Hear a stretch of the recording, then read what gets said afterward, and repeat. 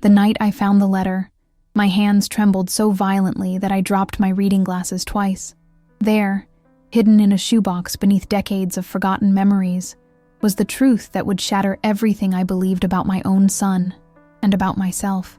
23 years of blame, of cold shoulders at Thanksgiving dinners, of missed graduations and birthdays, all because of a lie I had so willingly believed. I remember standing in my attic that rainy Tuesday evening in October, the sound of water drumming against the roof tiles, holding those yellowed pages and feeling the world collapse around me. The handwriting wasn't my son's. It had never been my son's. The confession that had torn our family apart had been forged by someone I had trusted completely, someone who slept beside me for 30 years. "Oh my God," I whispered, my voice barely audible over the storm. "What have I done?" My name is Margaret Sullivan. Most people in our small Connecticut town call me Maggie. I'm 64 years old, and until last month I was certain I knew exactly who the villains and victims were in my life story. I was wrong. So terribly, unforgivably wrong. It all started with a broken pipe in the attic, and the need to move some old storage boxes. I hadn't touched those boxes since Roger died 3 years ago. My late husband had always been the organized one, meticulously labeling and storing away our memories. For posterity, he'd say with that smile that once made my heart flutter. How cruel that word sounds to me now. Posterity, as if he had any right to shape how future generations would remember us. The box was labeled simply 1999, the year everything fell apart. The year my son, David, was accused of stealing $25,000 from his college fund. The year I chose to believe a handwritten confession over my own child's desperate denials. The year my firstborn walked out of my life. I never planned to open that box. Some memories are better left sealed away, but as I was moving it, the bottom gave way, spilling its contents across the dusty attic floor. Among the scattered photos and mementos was a sealed envelope I'd never seen before, addressed simply, "For Maggie, if you ever need to know the truth." It was Roger's handwriting. I sat there, cross-legged on the floor like a child, as rain pounded overhead and the wind howled through the eaves. Something told me that whatever was inside would change everything, and still, I broke the seal. "Maggie," the letter began, "if you're reading this, I'm either dead or you found this by accident. Either way, it's time you knew. David never took that money." The words blurred as tears filled my eyes. I blinked them away and kept reading, each sentence like a knife twisting deeper into my heart. I took it. I had gambling debts I couldn't tell you about. I was desperate. When you found the account empty, I panicked. I wrote that confession and made it look like David's handwriting. I knew you'd believe me over him. I'm so sorry. There were more words, more explanations and apologies, but they swam before my eyes. All I could see was my son's face, 19 years old, tears streaming down his cheeks begging me to believe him. "Mom, I swear I didn't take it. Why won't you believe me?" And I had looked him in the eye and said, "Because I found your confession, David. Stop lying." I threw him out that night. My own son. I chose a lie over the truth in his eyes. The letter slipped from my fingers. Outside, lightning cracked, illuminating the attic in harsh white light. In that flash, I saw myself for what I truly was. Not the victim of a son's betrayal, but the perpetrator of an unforgivable injustice. I had spent 23 years believing David was a thief and a liar. 23 years of strained phone calls that grew increasingly rare. 23 years of seeing my only grandchildren in photographs rather than in person. 23 years of telling myself I was right to hold my ground, that he needed to admit what he'd done. But it was I who needed to admit what I'd done. I had failed him in the most fundamental way a mother can fail a child. I hadn't believed him when it mattered most. That night, as rain lashed against the windows and thunder rolled overhead, I made a decision. I would find my son. I would tell him the truth. I would beg for his forgiveness, even knowing I didn't deserve it. What I didn't know then was that finding David would be just the beginning. That the lie Roger had told was only one thread in a tapestry of deception that had defined our family for decades. I didn't know that my journey to make amends would uncover secrets far darker than a stolen college fund. I didn't know that some people in my life would do anything, to keep those secrets buried. I've lived in Westbrook, Connecticut my entire life.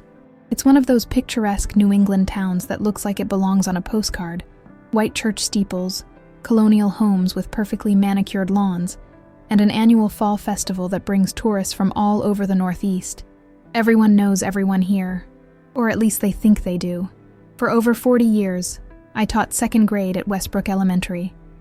The children loved me, called me Mrs. Sullivan with gap-toothed smiles.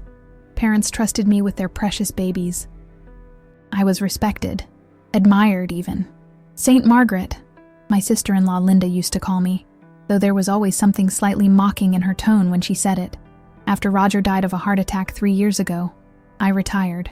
These days, I volunteer at the local library twice a week, attend my book club on Thursdays, and have Sunday dinners with my daughter Jessica and her family. From the outside, my life looks peaceful, settled, the graceful final chapter of a good woman's story. No one sees me sitting alone in my kitchen at 3 a.m., staring at old photographs of David. No one knows how I reach for the phone a dozen times a day, composing messages in my head that I never send. No one understands the hollow ache that has lived inside my chest for 23 years. Jessica knows, of course. My youngest child. The one who stayed. The perfect daughter who followed all the rules, married a successful accountant named Michael, gave me 2 beautiful grandchildren, Emma and Tyler, now 15 and 13. Jessica, who calls me every morning on her way to her job at the bank, who brings me groceries without being asked, who has been trying to fill the David-shaped hole in our family since she was 16 years old. "Mom, you need to let it go," she told me last Christmas, after I'd had too much wine and mentioned David's name. He made his choice. We're still here, but that's just it. It wasn't his choice. It was mine. And Roger's. A choice built on a foundation of lies. The morning after finding the letter, I sat at my kitchen table, sunlight streaming through the windows I'd cleaned just days before. Everything looked the same. The faded blue curtains, the collection of ceramic roosters on the windowsill, the refrigerator covered in my grandchildren's artwork. But nothing was the same. I wasn't the same. I called Jessica first. "Mom, is everything okay?" Her voice was concerned. I rarely called this early. "I need to find David," I said simply.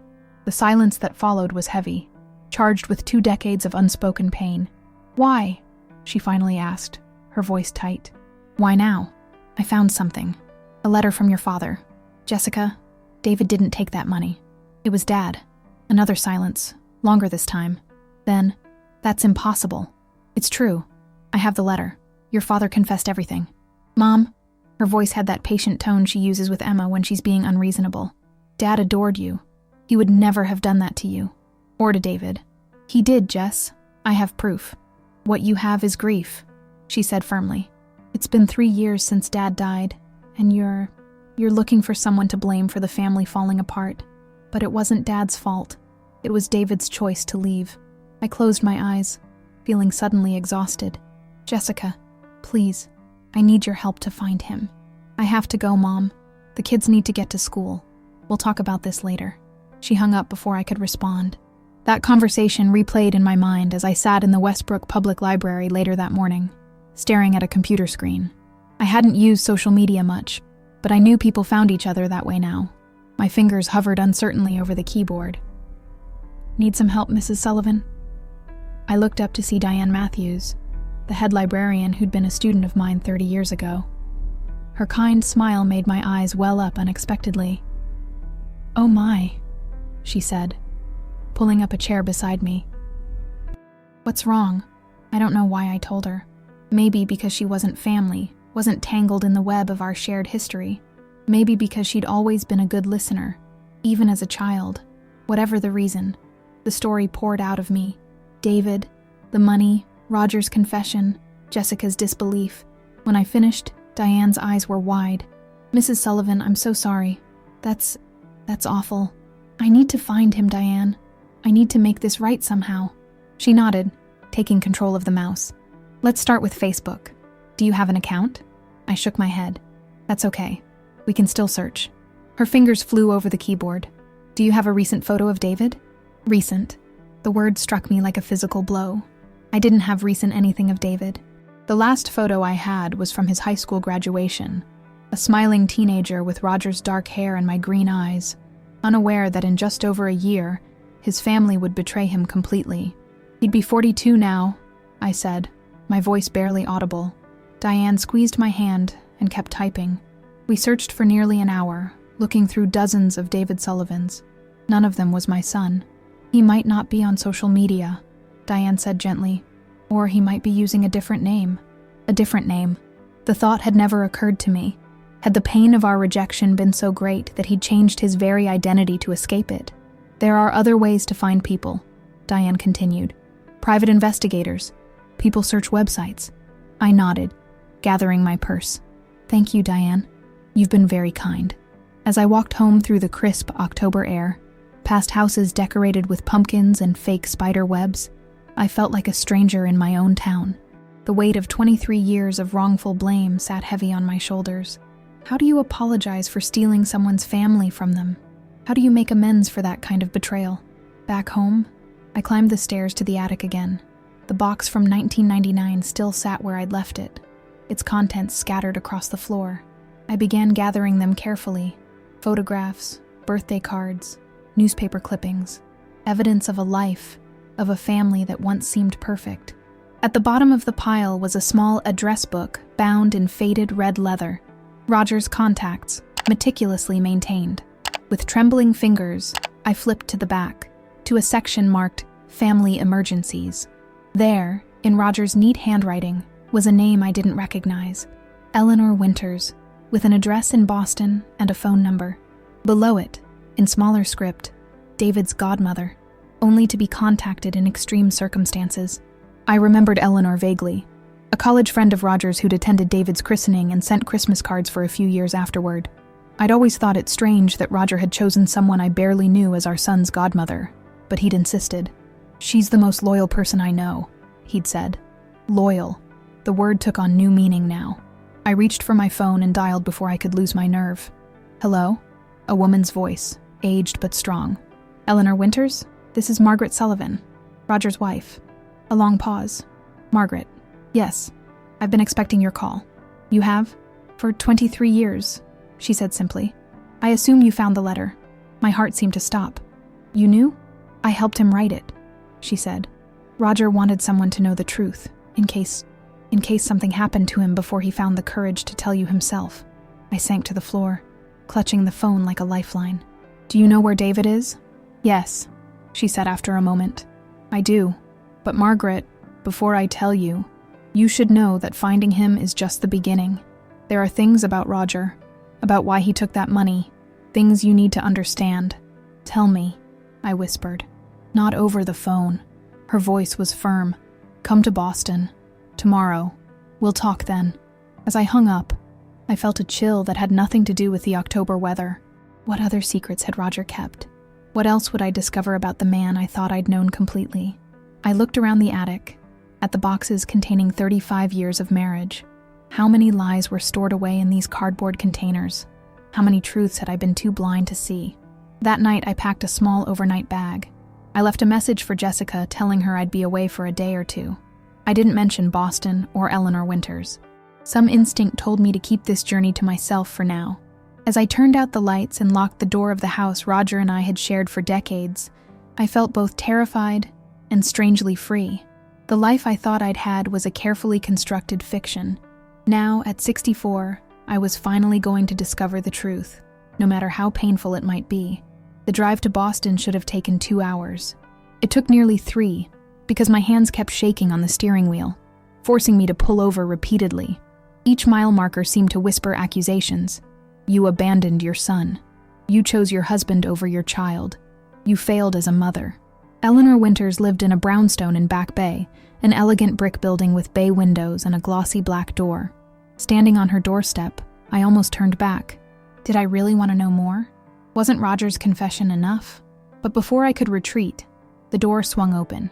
Margaret, the woman who stood before me, was tall and straight-backed, despite her 70-odd years. Silver hair cut in a sleek bob, piercing blue eyes, a face lined with experience rather than simply age. "You look exactly as Roger described you. You've spoken with Roger recently?" The question tumbled out before I could stop it. A small, sad smile touched her lips. "No, not for some years before his death. Please, come in." Her home was like her, elegant, restrained, with an underlying warmth that surprised me. Books lined every wall.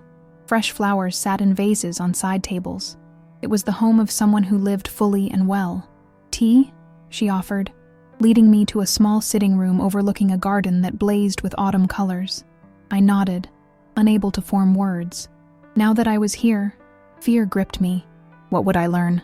What new betrayal awaited me? Eleanor returned with a tray bearing a silver teapot and 2 delicate cups. She poured methodically, the ritual seeming to calm her as much as it did me. "You should know," she said finally, "that Roger loved you. Very much.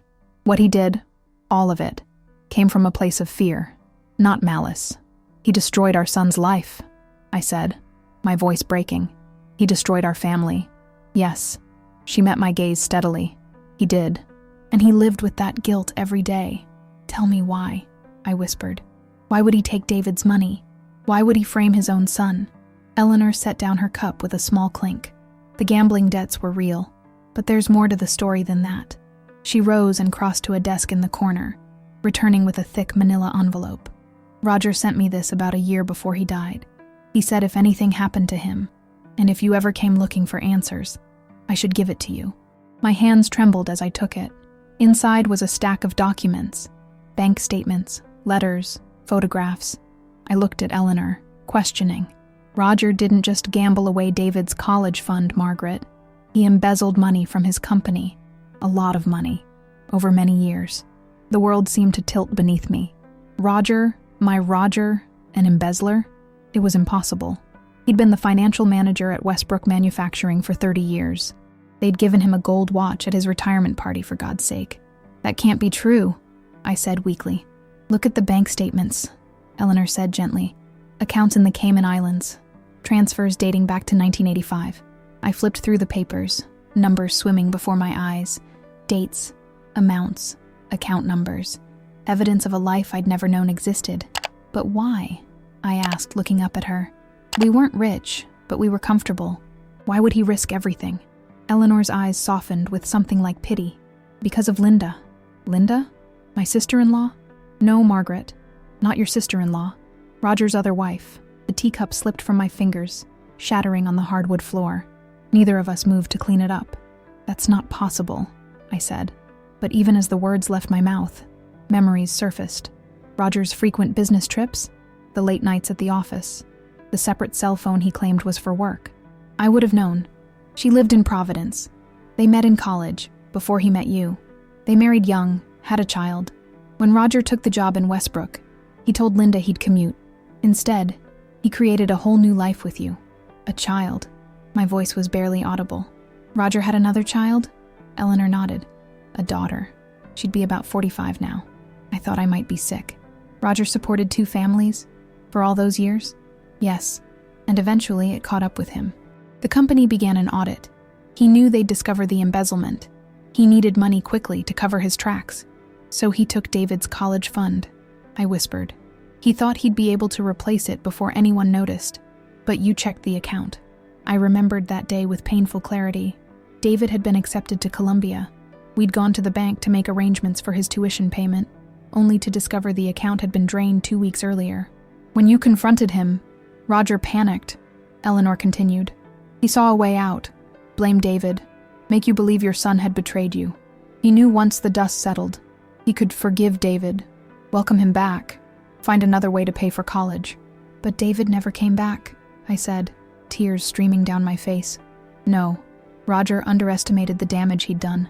By the time he realized David wasn't going to return, that your relationship with your son was truly broken, it was too late to undo it without revealing everything else." I sat in stunned silence, trying to absorb the magnitude of Roger's betrayal. Not just the money, not just framing our son, but an entire secret life. Another wife, another child, decades of lies. "Why are you telling me all this now?" I finally asked. "Why not just tell me where to find David?" Eleanor's expression grew somber. "Because David knows, Margaret. He's known for years about Linda, about his half-sister, about the embezzlement." "How?" I gasped. "He came to me about 5 years ago, much like you did, looking for answers. I told him everything." Did he go to the police?" Eleanor shook her head. "No. By then, the statute of limitations had passed on most of it. And David didn't want to hurt you. Despite everything, he still wanted to protect you. My son, my David, still thinking of me after everything we'd done to him. Roger was terrified you'd find out, Eleanor continued. That's why he never tried to reconcile with David himself. He was afraid David would tell you the truth. Does Jessica know? I asked suddenly. About any of this? A flicker of something. Hesitation, alarm, crossed Eleanor's face. I don't know what Jessica knows, she said carefully. There was something in her tone that made me uneasy. What aren't you telling me, Eleanor? She sighed heavily. Margaret, there's more, but I think you should hear it from David. Then tell me where he is, I said, rising to my feet. Please. Eleanor studied me for a long moment, as if making a final assessment. Then she wrote an address on a slip of paper and handed it to me. Cambridge, she said. About 20 minutes from here. He's a professor at MIT now, engineering. My chest swelled with a strange mixture of pride and sorrow. My brilliant boy had found his way without us, had built a life despite our betrayal. Does he have a family? I asked, my voice catching. A wife, 2 children, a boy and a girl. Grandchildren I had never met. Would never know if David refused to forgive me. Thank you, I said, gathering my purse and the envelope of documents. For everything. Eleanor walked me to the door. As I stepped outside, she caught my arm. Margaret, she said, her voice low and urgent. Be careful. There are people who still don't want the full truth to come out. What people? I asked, bewildered. Just watch yourself, she said. And whatever you do, don't tell Jessica where you're going. Before I could ask what she meant, she had closed the door, leaving me alone on the steps with a head full of questions and a slip of paper burning a hole in my palm. As I drove through the streets of Boston toward Cambridge, Roger's betrayal played in my mind like a movie I couldn't turn off. 2 families, 2 lives. Our entire marriage had been a lie. Every anniversary celebration, every shared dream, every whispered secret, all of it contaminated by his deception. And yet, beneath my anger and pain was a growing sense of purpose. I might not be able to fix what Roger had broken, but I could try to heal the wound between David and myself. I could tell him the truth, that I knew now, that I was sorry, that I would spend the rest of my life trying to make amends if he would let me. I parked outside a coffee shop a block from the address Eleanor had given me. According to my phone, it was a residential building, likely David's home. It was just past noon on a Wednesday. Would he be there or at the university? As I sat deliberating, my phone rang. Jessica. Mom, where are you? Her voice was tight with worry. I went by the house and you weren't there. I'm in Boston, I said, deciding honesty was best. I'm going to see David. Silence. Then, you found him? Yes. He's a professor at MIT now. Another silence. Longer this time. When Jessica spoke again, her voice had changed, hardened somehow. Mom, come home. This is a mistake. I need to do this, Jess. I need to tell him the truth about your father. You don't understand what you're doing, she said, an edge of panic in her voice now. Please, just come home. We'll talk about it. I'll be home tomorrow, I said firmly. After I've seen your brother. Mom, I ended the call, unsettled by the desperation in my daughter's voice. What was she so afraid of? Did she know about Roger's double life? About the embezzlement? Was she trying to protect me from more pain? Or was it something else? Eleanor's warning echoed in my mind. Don't tell Jessica where you're going. Why would Eleanor say that about my own daughter? What possible reason could Jessica have for not wanting me to find David? As I sat there, wrestling with these questions, a man exited the building I'd been watching, tall, with dark hair now threaded with silver at the temples. Even from a distance, I recognized the set of his shoulders, the way he moved. David, my son. Before I could think better of it, I was out of the car, crossing the street, calling his name.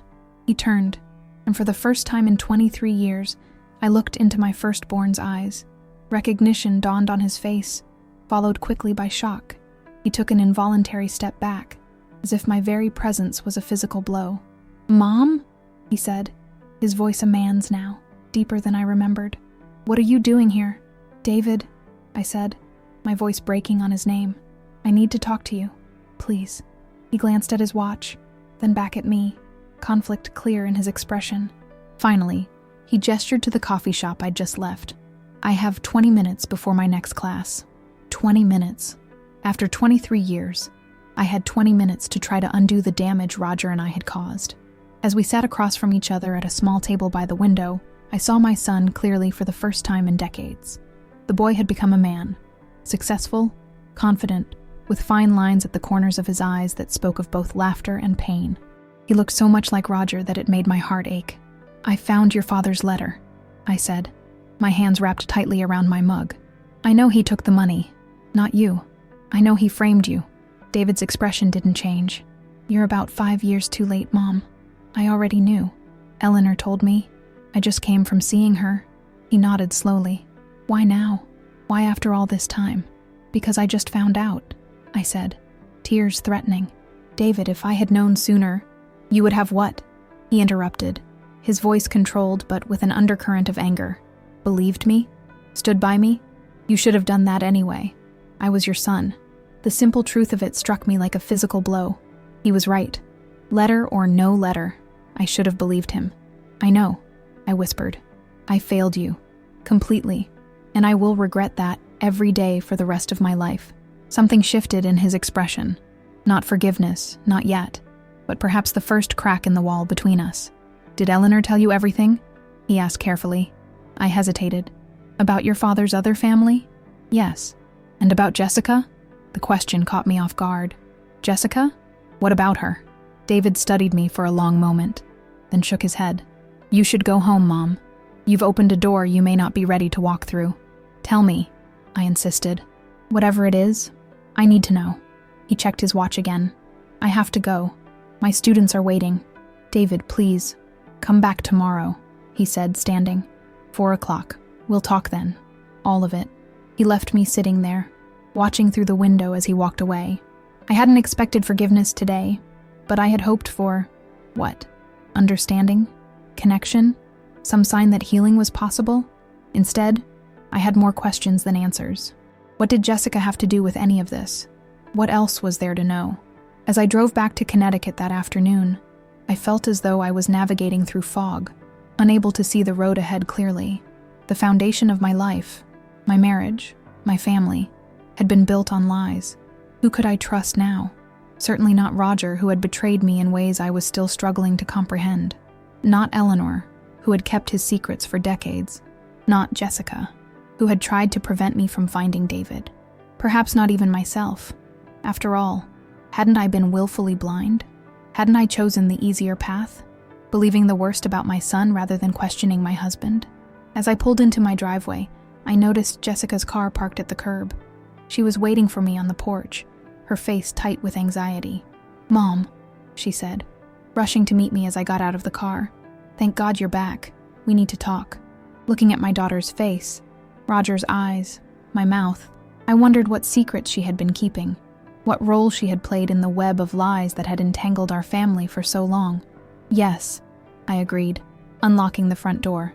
"We certainly do." I remember the day David was born like it was yesterday. February 15th, 1983. A snowstorm had blanketed Westbrook in white, transforming the world outside into something pure and perfect. Inside the delivery room, I held my son for the first time, marveling at his tiny fingers, his bow-shaped mouth, the dark swirl of hair on his head. "He's beautiful," Roger had whispered, tears in his eyes. Our son. Not his only son, as it turned out, but mine, my firstborn, the child who had made me a mother. Those early years were a blur of exhausted joy. David was a serious baby who grew into a thoughtful child. He built elaborate towers with his blocks, conducted experiments in the backyard with household ingredients, took apart his toys to see how they worked. By 5, he was reading chapter books. By 8, he was asking questions about physics that I couldn't answer. He's gifted, his teachers would tell us at conferences, their eyes shining with the excitement of nurturing an exceptional mind. Truly exceptional, Roger would beam with pride. "Takes after his old man," he'd joke, though neither of us had the kind of intelligence that burned in David. That was all his own. Jessica arrived when David was 3, a colicky, demanding baby who grew into a charming, sociable child. Where David was introspective, Jessica was outgoing. Where he was cautious, she was fearless. They were as different as siblings could be, and yet, in those early years, fiercely loyal to each other. I remember David at 10, teaching 7-year-old Jessica to ride a bike, running alongside her with one hand on the seat, encouraging her each time she fell. "You've got this, Jess. Try again. I won't let you get hurt." I remember them huddled together during thunderstorms, David explaining the science of lightning to distract Jessica from her fear. I remember bedtime stories and shared secrets and the special language they developed that neither Roger nor I could understand. When did that bond break? When did the cracks begin to form in their relationship? I hadn't noticed at the time, but looking back, I can see it started in their teenage years. David becoming more withdrawn, Jessica more demanding of attention, small competitions turning into real resentments, and Roger encouraging it somehow, subtly taking Jessica's side in disputes, giving her privileges denied to David, watching with something like satisfaction as the distance between them grew. Had he been grooming her even then to take his side when the moment of crisis came? Had he been preparing the ground for what would happen later, ensuring that when the family fractured, Jessica would stand with him against her brother?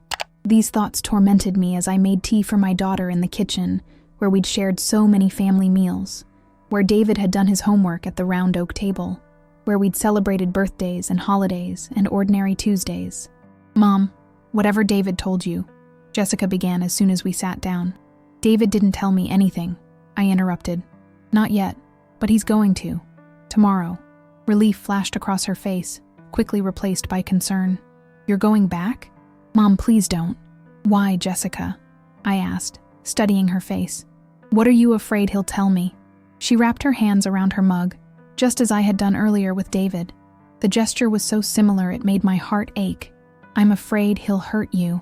"He's angry, Mom. He's been angry for 23 years.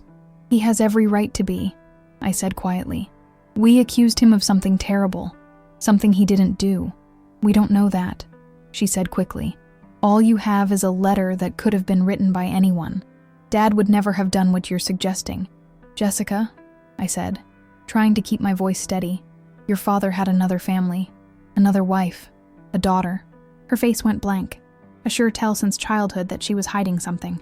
"That's ridiculous. I have proof. Bank records, photographs." She shook her head vehemently. "No, Dad wouldn't have. He couldn't have. He did," I said firmly. "And I think you know that. I think you've known for some time." Jessica stood abruptly, pacing the kitchen. "This is exactly what I was afraid of. David's poisoning your mind against Dad, against me." "David hasn't said a word about you," I said, confused. "Why would you think he's turning me against you?" She stopped pacing, something like panic flashing in her eyes. "Because he hates me, Mom. He always has." The statement was so patently false that I almost laughed. "Jessica, your brother adored you. He protected you. He left," she shouted, tears suddenly streaming down her face. "He left us, Mom. He walked away and never looked back. Do you know what that did to me? I was 16 when my big brother disappeared from my life." I stared at her, stunned by the raw pain in her voice. "Jess, he didn't leave willingly. We forced him out. Your father and I." "No," she insisted, wiping angrily at her tears. "He chose to go. He could have admitted what he did. He could have asked for forgiveness. He could have stayed. But he didn't do anything," I said gently. "Your father took that money. Your father framed David." "Stop saying that!" Her voice rose to a near scream. "Dad would never have done that to me. To us. To her?" The phrasing struck me as odd. Why would Roger framing David be something done to Jessica? "What did your father tell you?" I asked slowly. "About that night? About why David left?" She sank back into her chair, suddenly looking exhausted. "He told me that David had gotten into trouble. Gambling, like Dad. That he'd taken the money and lost it. That when you confronted him, he couldn't face the shame. So he ran." I nodded, pieces falling into place. "And you believed that?" Of course I believed it. Dad wouldn't lie about something like that. But he had. He'd lied about everything. "Jessica," I said carefully, "I need you to think. Was there anything strange about that time? Anything your father did or said that didn't make sense?" She shook her head, but her eyes told a different story. There was something she wasn't telling me. "Please," I pressed. "This is important. For all of us." She bit her lip. A childhood habit I hadn't seen in years. He made me promise never to contact David. He said it would only make things worse. That David needed a clean break. And he made me change my phone number, get a new email address. He said David might try to turn me against you both. The manipulation was so clear now, looking back. Roger isolating David completely, cutting off every avenue of communication, ensuring that his story would be the only one heard. Did you ever try to contact your brother anyway? Shame flickered across her face. Once, about a year after he left, I found an email address. I wrote to him, told him I missed him, asked him to come home. What did he say? He never responded. Fresh tears welled in her eyes. That's when I knew Dad was right. David had chosen to leave us behind. Or perhaps the email had never reached him. Perhaps Roger, monitoring Jessica's communications, had intercepted it. Another lie. Another manipulation to keep his children apart, to maintain the fiction he'd created. Jessica, I said, reaching for her hand across the table. I'm going to see David tomorrow. I want you to come with me. She pulled back as if burned. No, I can't. Why not? Because... She stopped, struggling for words. Because I'm afraid of what he'll say. About me. About what I did. Cold dread settled in my stomach. What did you do, Jessica? She stood again, grabbing her purse from the counter. I have to go. The kids will be home from school soon. Jessica, please. I'll call you tomorrow, Mom. She was already heading for the door, moving too quickly, like she was fleeing something. Don't go to Cambridge, please, for all our sakes. And then she was gone, the door closing firmly behind her, leaving me alone with questions I was afraid to answer. That night I couldn't sleep. I tossed and turned, memories surfacing like bubbles in a pond.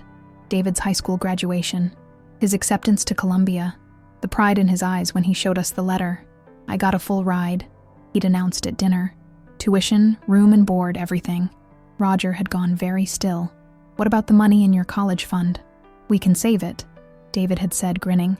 Maybe for grad school. Or I could use some for living expenses. Take fewer work-study hours. Roger had nodded, smiled, congratulated him. But I remembered now the tension in his shoulders, the strain around his eyes. Had he already taken the money by then? Was he realizing that his crime would be discovered sooner than he'd planned? I remembered, too, the strange conversation I'd overheard between Roger and Jessica a week before everything fell apart. I'd been coming downstairs, had paused on the landing when I heard their lowered voices in the kitchen. You have to trust me, Roger had been saying. It's the only way, but it feels wrong, Jessica had replied, sounding younger than her 16 years.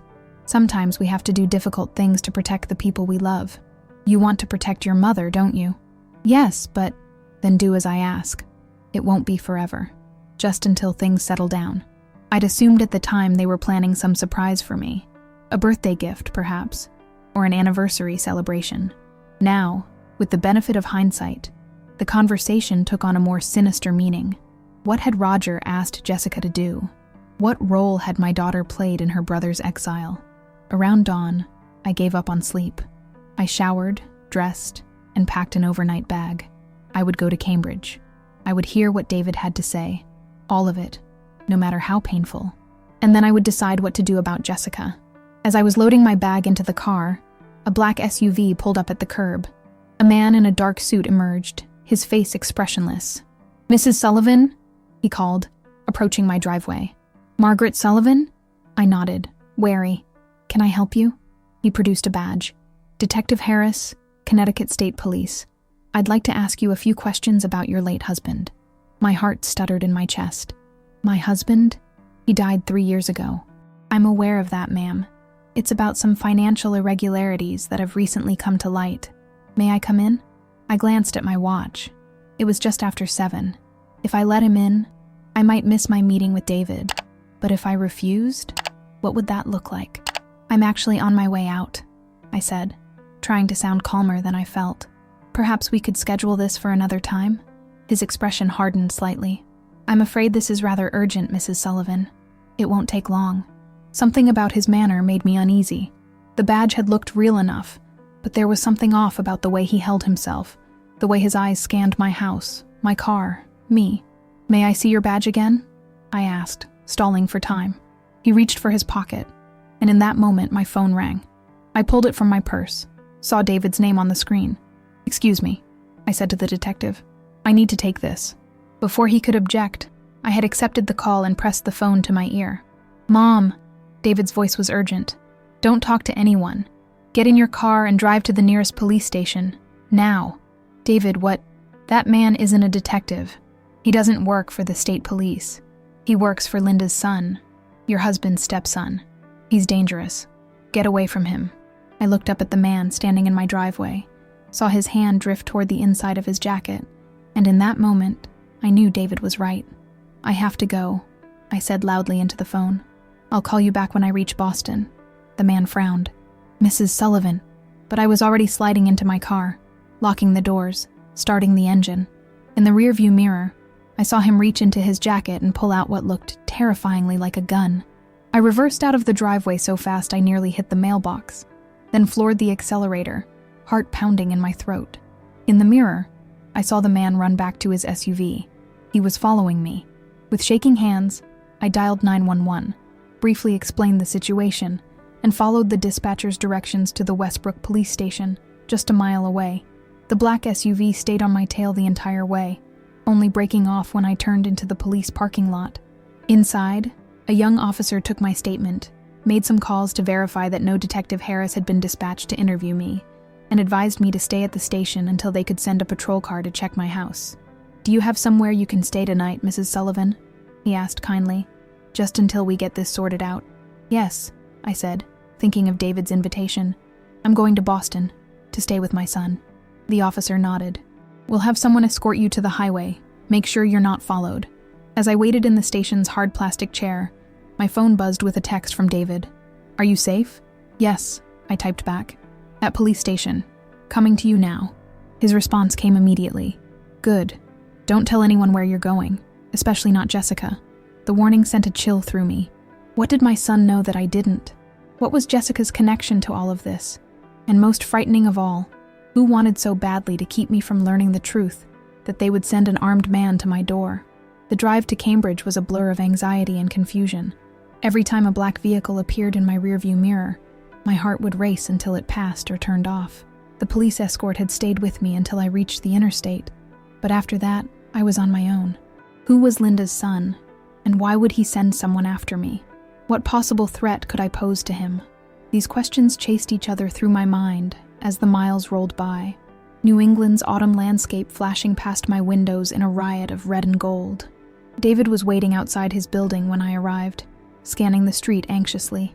The relief on his face when he saw me was so raw, so genuine, that tears sprang to my eyes. Whatever had happened between us, whatever wounds we had inflicted on each other, he still cared whether I lived or died. "Are you okay?"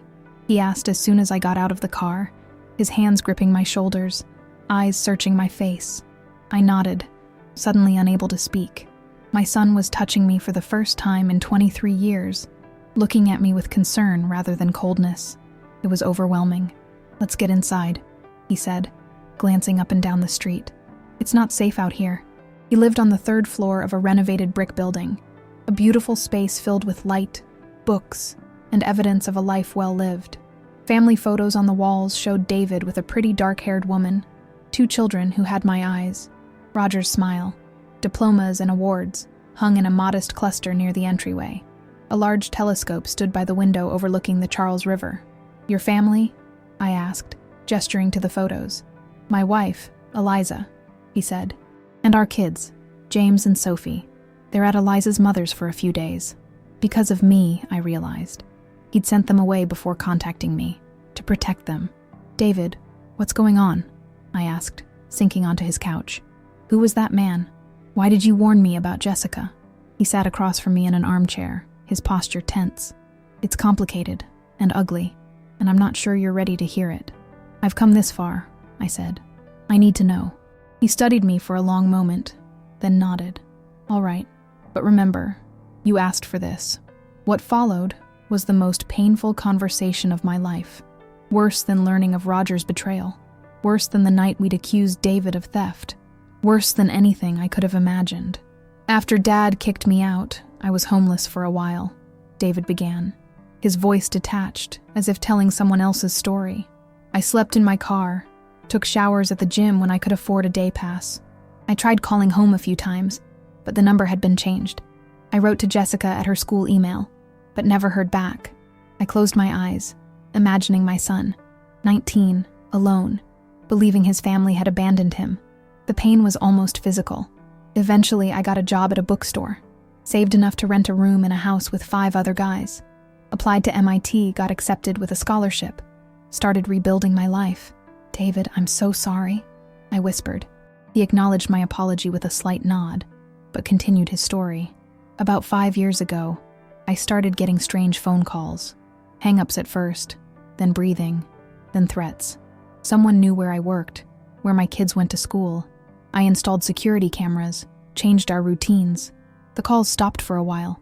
Then one night, someone broke into my office at MIT. Nothing was taken, but my files had been searched. Research files, personal files, everything. The campus police said it was probably students looking for tests or grades, but I knew better. I hired a private investigator, gave him Dad's name, told him my suspicions about the embezzlement.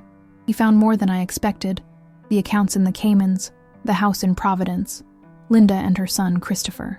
Christopher worked for the same company as Dad, different department, different name. Thompson, not Sullivan. Dad had gotten him the job. The PI discovered that after Dad died, strange transfers started happening from those offshore accounts. Someone was moving the money, a lot of money, nearly $5 million. I gasped. $5 million? Roger stole that much? David nodded grimly. Over 30 years? Yes. And Christopher was trying to access it all. But there was a problem. Some of the accounts were in my name. "Your name?" I repeated, stunned. Dad used my social security number, my birth date, accounts for his son that only he could access while I was a minor. When I turned 18, he needed me to sign some papers. Remember those? He said they were for my college fund. I did remember. Roger bringing home documents for David to sign, explaining they were required for his scholarship applications. David signing without reading them carefully, trusting his father completely. Those signatures gave him control of the accounts, even after I was legally an adult. David continued. After he died, Christopher needed new signatures, my signatures, to access the money. That's why he's been looking for me. That's why he sent that man to your house today. He thought you might lead him to me. But what does Jessica have to do with this? I asked, dreading the answer. David's expression hardened. Jessica has been working with Christopher for years, since before Dad died. No, I said automatically. She wouldn't. Mom, David said gently. Jessica knew everything. About Linda, about Christopher, about the money. Dad told her when she was 16, right before he framed me. He needed an ally in the house, someone to help maintain the lie. The conversation I'd overheard, the strange tension in Jessica before everything fell apart. Her insistence, even yesterday, that Roger would never have betrayed us. She knew, I whispered. All this time, she knew. Yes, and after Dad died, she contacted Christopher. They've been trying to find me, to get my signature on those transfer documents. They're each after their share of Dad's stolen money. The betrayal was almost too much to comprehend. My daughter, my Jessica, had known the truth about her brother's innocence for 23 years, and had said nothing, had actively participated in maintaining the lie that had destroyed our family. How do you know all this? I asked, my voice barely audible. David hesitated, then went to his desk and returned with a folder. Because Jessica came to see me last year. Here, in this apartment. He handed me the folder. Inside was a stack of photos, surveillance images showing Jessica entering David's building, other photos of Jessica meeting with a man I didn't recognize in various restaurants and coffee shops, transcripts of phone conversations, email printouts. You've been spying on your sister? I asked, horrified. I've been protecting my family, David corrected firmly. Jessica showed up here with papers for me to sign, said they were related to your will, that you were sick, that you wanted to reconcile before it was too late. My stomach lurched. I was never sick. I know. When I questioned her story, she broke down, admitted Christopher had sent her, said he'd threatened her children if she didn't cooperate, begged me to help her. And did you? I asked. I told her I'd think about it, that I needed to check the documents. As soon as she left, I called my attorney. The papers weren't about your will. They were transfer authorizations for those Cayman accounts. If I'd signed them, Christopher would have gained access to everything. I tried to absorb what David was telling me. Jessica, my daughter, had lied to her brother, tried to trick him into signing documents that would benefit her and this Christopher person, Roger's other son, a man I'd never even known existed. Did you confront her? I asked. David nodded. I called her the next day, told her I knew what the documents really were. He hesitated. She wasn't the Jessica you think you know, Mom. She threatened me. Said if I didn't sign, Christopher would come after me, after Eliza and the kids. Said he'd come after you too, if necessary. I don't believe it, I said weakly. But the evidence was right in front of me. The surveillance photos, the transcripts. Jessica's panicked reaction when I told her I was going to see David. I'm sorry, David said, and I could see he truly was. I never wanted you to know any of this. I thought I could handle it myself, keep you safe from all of it. Is that why you never contacted me after you found out the truth about your father? About the money? He looked away. Partly. I was still angry too. You chose to believe the worst about me, Mom. Without evidence. Without even giving me a chance to defend myself. Do you know how much that hurt? I do now, I said, tears flowing freely. David, if I could go back and change that night. You can't, he interrupted. Not unkindly. None of us can. All we can do now is try to protect each other from what Dad set in motion. What do we do? I asked, feeling utterly lost. About Jessica? About Christopher? First, you need to understand how dangerous this is, David said gravely. Christopher isn't just after money. He believes Dad favored you and me over him and his mother. He's angry, vindictive. The man he sent to your house today wasn't just going to ask questions. A chill ran through me as I remembered the man reaching into his jacket. What would he have done? Best case? Forced you to call me, tried to use you as leverage. Worst case? David shook his head. Let's just say Christopher doesn't leave loose ends. And Jessica? Is she in danger too? Only if she's outlived her usefulness to him, or if she tries to double-cross him. I thought of my daughter's fear yesterday, her desperation to keep me from meeting with David. Had she been trying to protect me? Or herself? I need to talk to her, I said, to hear her side of this. Mom, it's not safe. She's my daughter, David. Your sister. Whatever she's done, we can't just abandon her. He looked at me for a long moment, then nodded. All right, but not alone, and not at your house or hers. Somewhere public, but private enough to talk. I pulled out my phone, started to dial Jessica's number, then stopped. What if Christopher is monitoring her calls? Or mine? He probably is, David said grimly. Use my phone. Call from the bathroom so she can't hear my voice in the background. Tell her to meet you tomorrow. Somewhere in Hartford, maybe. Halfway between your house and hers. I did as he suggested, my heart pounding as the phone rang. Jessica answered on the second ring, her voice tense. Hello? Jess, it's Mom, I said, trying to sound normal. I'm using a friend's phone. Mine died. Mom? Relief flooded her voice. Where are you? I've been trying to reach you all day. I'm fine, I assured her. Listen, can you meet me tomorrow? For lunch? There's a cafe in Hartford I like.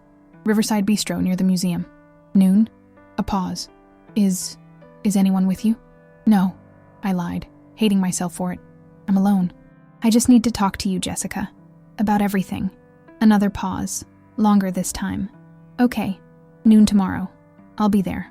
After we hung up, I returned to the living room where David waited, his expression troubled. Did she agree? Yes, tomorrow at noon. He nodded. I'll drive you. Wait nearby. David, I don't think Jessica would hurt me. Maybe not intentionally, he said. But she's in deep with Christopher. We can't take chances. I sank back onto the couch, suddenly exhausted.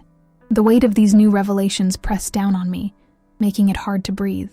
Jessica, my perfect daughter, entangled in a web of lies and theft and maybe worse. Roger, the husband I thought I knew, a criminal who had destroyed our family to protect himself.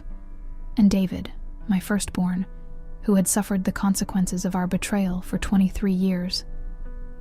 I've ruined everything, I whispered. Our family. Your life. No, David said firmly. Dad did that. And maybe Jessica. Not you. I should have believed you, I insisted. I was your mother. I should have known you wouldn't have taken that money." "Yes," he agreed simply. "You should have." The honesty hurt, but I deserved it. There was no excusing what I had done, or rather what I had failed to do. I had failed to trust my son, failed to question my husband, failed to see what was happening right under my nose. "I'll never forgive myself," I said. "I'm not asking you to," David replied. "I'm just asking you to help me end this, to finally get Christopher and his threats out of our lives." "How?" "We have evidence of the embezzlement, of Dad's crimes. We take it to the FBI, let them handle Christopher. He's committed plenty of crimes of his own by now. Extortion, harassment, sending an armed man to threaten you.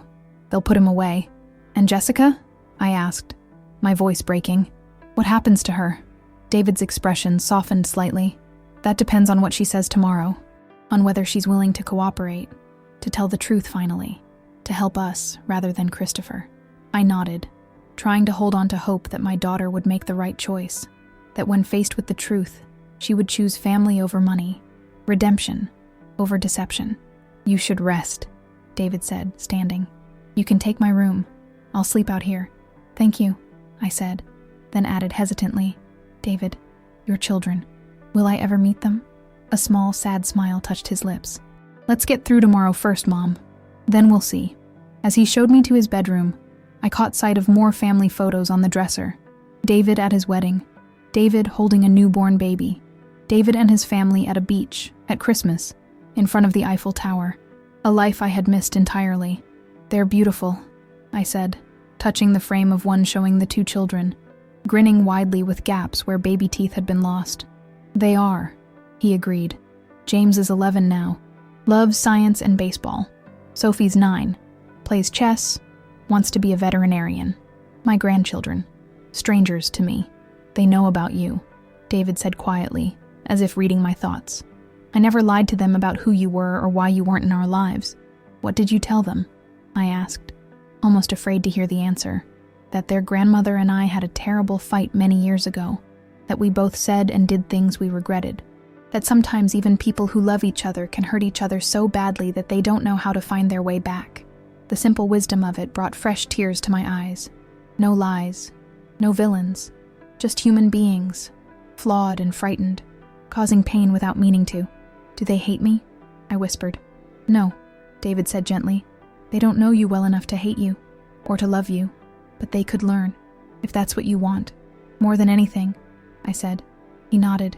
"Then let's get through tomorrow. Let's deal with Christopher and Jessica. And then we can talk about second chances."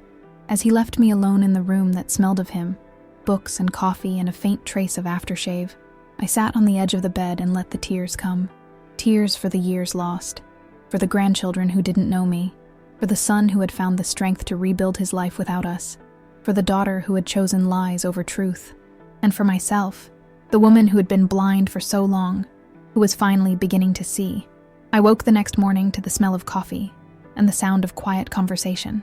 For a moment, I couldn't remember where I was, why the ceiling above me was unfamiliar. Then it all came flooding back. Roger's letter, Eleanor Winters, David's revelations about Jessica and Christopher.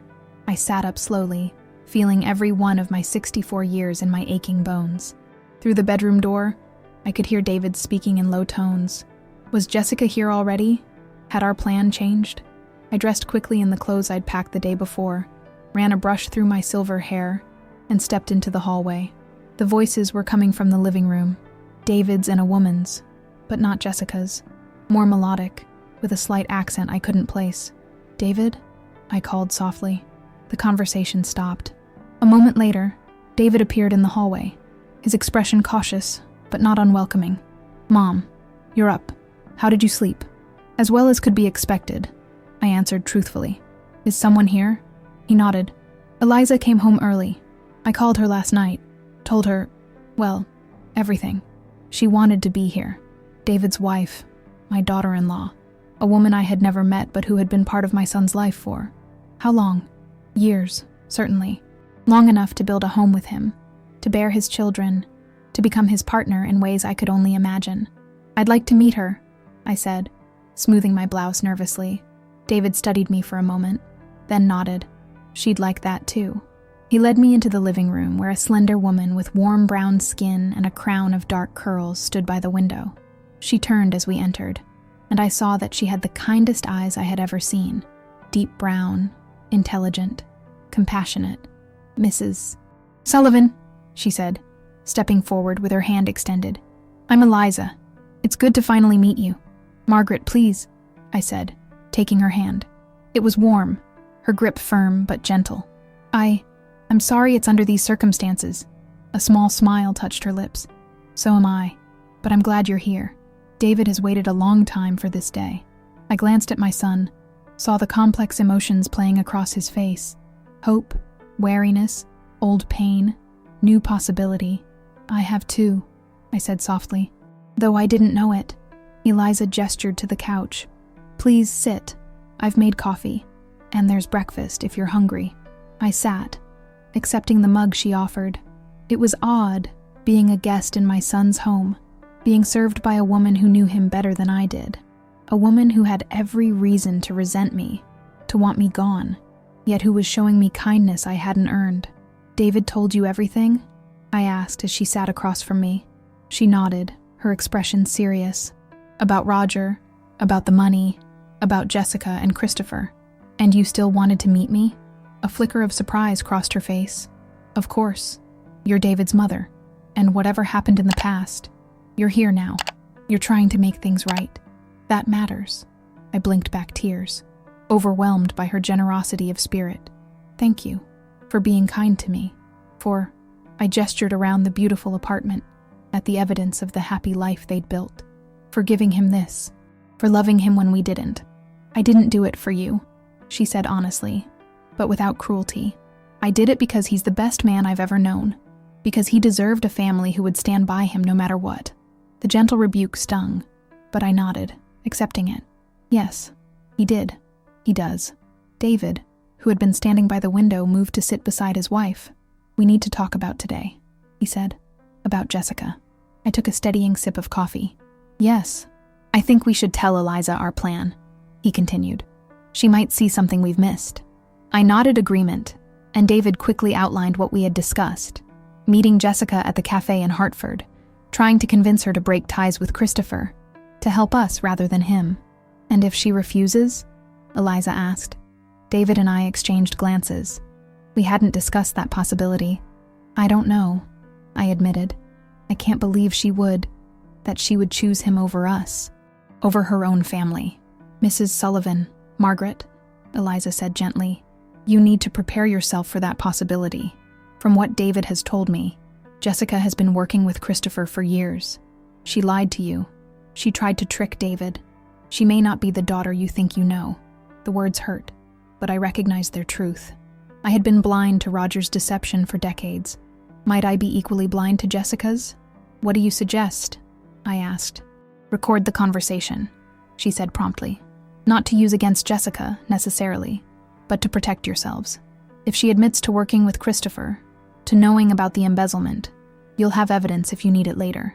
"I don't want to send my daughter to prison," I said, horrified. "Neither do I," David said. "But Eliza's right. We need to protect ourselves. And it might actually help Jessica to have evidence that Christopher coerced or threatened her, if that's what happened." I considered this, then nodded slowly. "All right, how do we do it?" David produced a small device from his pocket. "Voice recorder. We can hide it in your purse. All you need to do is make sure the purse stays open, on the table or on your lap." The idea of secretly recording my daughter made me deeply uncomfortable. It felt like a betrayal, yet another in a long line of betrayals that had defined our family for too long. But what choice did we have? Jessica had lied to me just yesterday, had tried to prevent me from finding David, from learning the truth. She had been complicit in maintaining the fiction that had torn our family apart for 23 years. "Okay," I agreed reluctantly. "I'll do it." David showed me how to operate the recorder, how to position my purse so the microphone would pick up our conversation clearly. We rehearsed what I would say, how I would try to give Jessica a chance to tell the truth on her own before confronting her with what we knew. By the time we left for Hartford, I felt sick with anxiety. What would Jessica say when faced with the truth? Would she deny everything? Make excuses? Break down and confess? And what would I do then? Could I forgive her, as I was asking David to forgive me? The drive took just over an hour, David and I mostly silent, each lost in our own thoughts. He parked a block from the cafe, positioned so he could see the entrance but wouldn't be immediately visible to anyone entering or leaving. "Remember," he said, as I prepared to get out of the car, "don't accuse her right away. Give her a chance to come clean on her own. Ask about the man who came to the house. See how she reacts." I nodded, clutching my purse with its hidden recorder. "And if she denies everything, then you show her the letter," he said, handing me a sealed envelope. "Not the original, a copy. Tell her you know about Linda, about Christopher, about her visit to my apartment last year. And then you listen," he said simply. "Really listen, Mom, to what she says, but also to what she doesn't say, to her body language, her tone. Trust your instincts. They're better than you think." I took a deep breath, summoning courage I wasn't sure I possessed.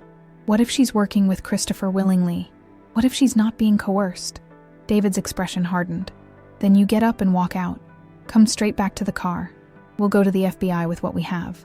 "She's still my daughter," I said softly. "And she's still my sister," he replied. "But that doesn't mean we have to let her hurt us anymore." I nodded, understanding the boundaries he was setting. There was forgiveness, and then there was foolishness. David was willing to offer the former, but not at the cost of his safety, or mine. "I'll be watching," he promised as I stepped out of the car. "If anything seems wrong, if you feel threatened in any way, just get up and leave. I'll be right there." "Thank you," I said, then added hesitantly, "I love you, David." Something flickered in his eyes. Pain, remembrance, possibility. "I know," he said simply. It wasn't forgiveness, not yet, but it was a start. The Riverside Bistro was busy but not crowded, the lunch rush just beginning. I chose a table near the back, with a clear view of both the entrance and the emergency exit. David's caution was rubbing off on me. Jessica arrived precisely at noon, looking polished and professional in a navy suit, her blonde hair swept into an elegant twist. My daughter, the successful banker, the perfect child, the keeper of secrets. "Mom," she said, sliding into the seat across from me. "You're okay. I was so worried." "Were you?" I asked, studying her face. Was that genuine concern, or fear that I had learned something I shouldn't have? "Of course I was," she said, reaching for my hand across the table. "When you said you were going to see David, I was afraid he would turn you against me." I let her take my hand, but didn't return the pressure of her fingers. "Why would he do that, Jessica?" She withdrew slightly, a flicker of unease crossing her face. "Because he's angry. Because he blames me for not standing up for him all those years ago. Because he thinks I chose Dad over him." "Did you?" The question hung between us, heavy with implication. Jessica's eyes darted away, then back to my face. "I was 16, Mom. I believed what Dad told me. We all did. But later," I pressed gently, "when you were older, did you ever question it? Ever wonder if your father might have been lying?" She fidgeted with her napkin, not meeting my eyes. "Sometimes. But what good would it have done? It wouldn't have brought David back. You could have told me your doubts," I said. "We could have looked for him together, tried to make amends." "It wasn't that simple," she said, an edge creeping into her voice. He was very clear about not contacting David. He said it would only make things worse." I opened my purse, positioning it carefully on my lap, and pressed the record button. "Jessica, someone came to the house yesterday, a man claiming to be a detective. He wasn't." Her face went pale. "What? Who was he?" "I think you know," I said quietly. "I think he works for Christopher." For a moment she looked genuinely confused. Then understanding dawned in her eyes, followed quickly by something like fear. "Mom, I don't know what you're talking about. Who's Christopher?" "Your half-brother," I said. "Linda's son, Roger's other child." She stared at me, her expression carefully blank. "You're not making sense. Dad didn't have another child." "Jessica, please," I said, leaning forward. "I know about Linda, about the house in Providence, about the embezzlement. I know you visited David last year, tried to get him to sign some documents." Her breathing had quickened, her hands trembling slightly as she reached for her water glass. "Who told you these things? David? And you believed him? Just like that? After he abandoned us for 23 years? He didn't abandon us," I corrected gently. We threw him out, based on a lie your father told, a lie you helped maintain. That's not fair, she protested, her voice rising. I was a child, but you're not a child now, I pointed out. You're a grown woman, a mother yourself, and you're still lying, to me, to yourself. She glanced around the cafe, as if checking whether anyone could hear our conversation. Mom, I don't know what David's told you, but it's not true. He's trying to manipulate you, to turn you against me. Like this? I asked, pulling the envelope from my purse and sliding it across the table. Open it. With visible reluctance, she did, removing the pages inside, a copy of Roger's confession letter, bank statements showing the accounts in the Cayman Islands, and a photograph of Jessica entering David's apartment building, time-stamped 1 year ago. She stared at the evidence, her face draining of color. Where did you get these? David has the originals, I said. He's had them for years, ever since he hired a private investigator to look into why someone was threatening his family. Jessica pushed the pages away as if they were contaminated. This doesn't prove anything. Jessica, I said, my voice breaking. Please, just tell me the truth. I'm your mother. I love you. Whatever you've done, we can fix it together. Something cracked in her carefully maintained facade. Tears welled in her eyes. You don't understand, she whispered. What Christopher will do if I don't help him. What he's already done. Then help me understand, I urged. Tell me everything. From the beginning. She took a shuddering breath, glanced around the cafe once more, then leaned forward. Dad told me about Linda when I was 16, right before everything with David. He said he'd made mistakes, that he was in trouble, that he needed my help to protect you. Protect me from what? From finding out the truth, she admitted. About Linda, about the money he'd taken. He said it would destroy you, that you'd never recover. So you agreed to help him frame your brother? I asked, unable to keep the hurt from my voice. She flinched. Not exactly. He didn't tell me that part right away. He just said he needed me to back him up, to confirm his story about David taking the money. He said it was temporary, that he'd fix everything later. But he never did. She shook her head, a tear sliding down her cheek. By the time I realized what he'd done, it was too late. David was gone. You were heartbroken. And Dad? Dad made it clear that if I ever told you the truth, he'd cut me off completely. No college, no support, nothing. So you chose money over your brother, I said softly. I chose survival, she snapped, then lowered her voice as heads turned our way. I was 16, Mom. I was scared. I made a bad choice. And then I was stuck with it. I considered this, trying to see it from her perspective. A teenager, manipulated by her father, trapped in a lie that grew bigger and more damaging with each passing year. What about now? I asked. What about Christopher? Why are you helping him? Fear flickered across her face again. After Dad died, Christopher contacted me, said he knew everything, about Dad's double life, about what happened with David. Said if I didn't help him find David, get those signatures, he'd tell you the truth. He'd tell Michael. He'd tell everyone. You were afraid of the truth coming out, I realized. Of losing your reputation, your marriage, your standing in the community. Wouldn't you be? She asked defensively.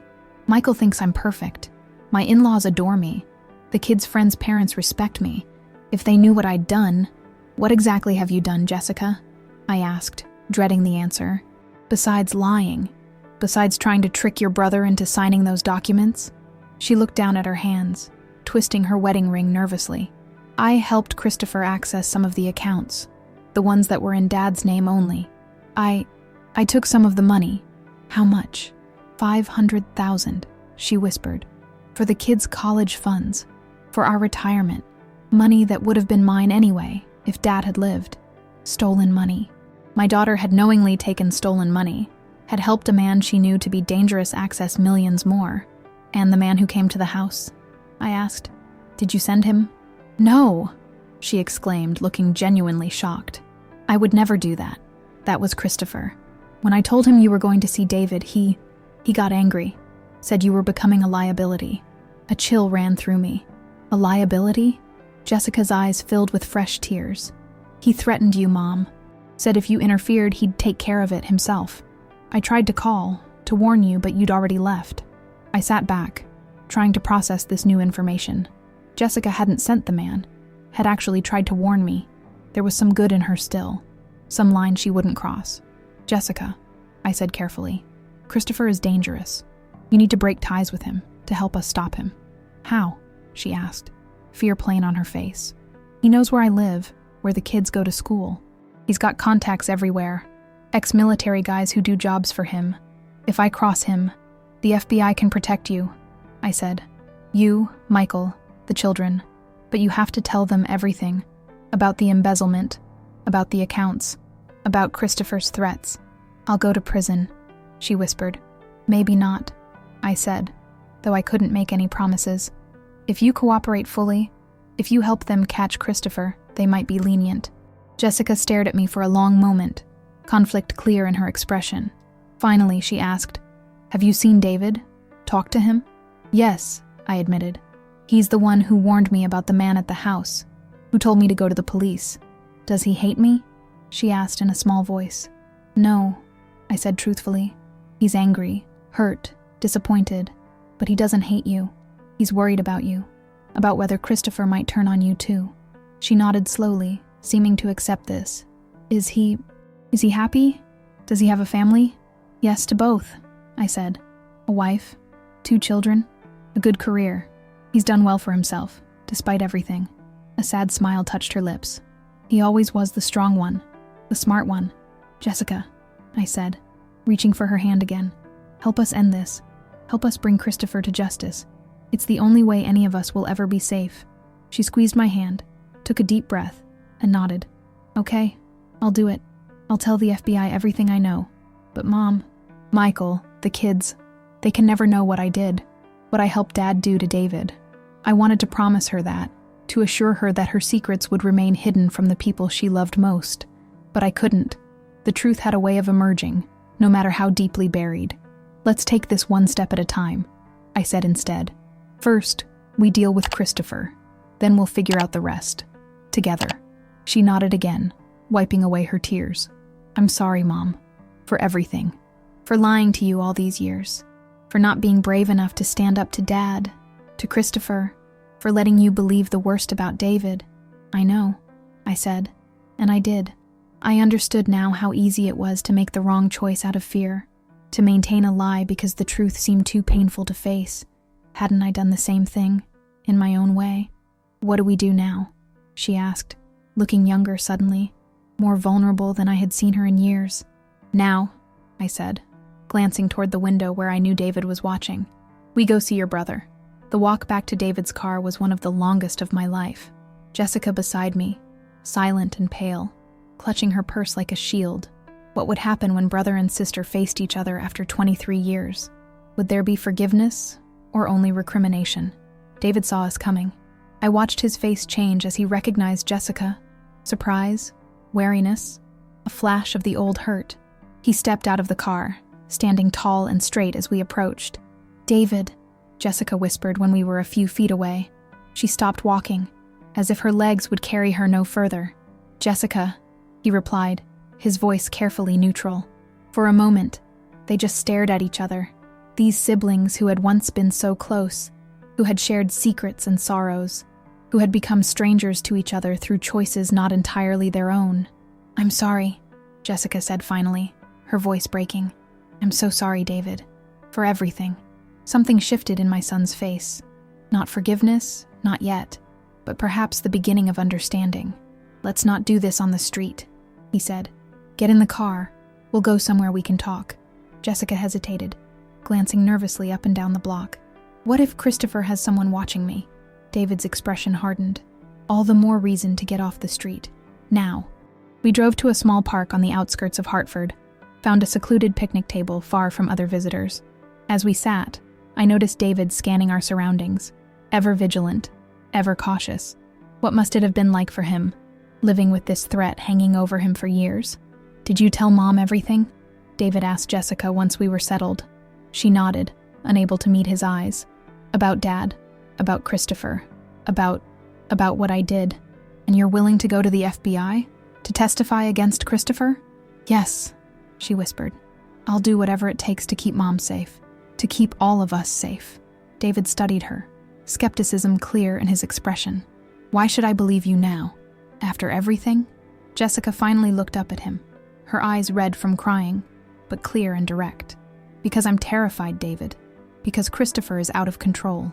Because I finally realized that no amount of money is worth living like this.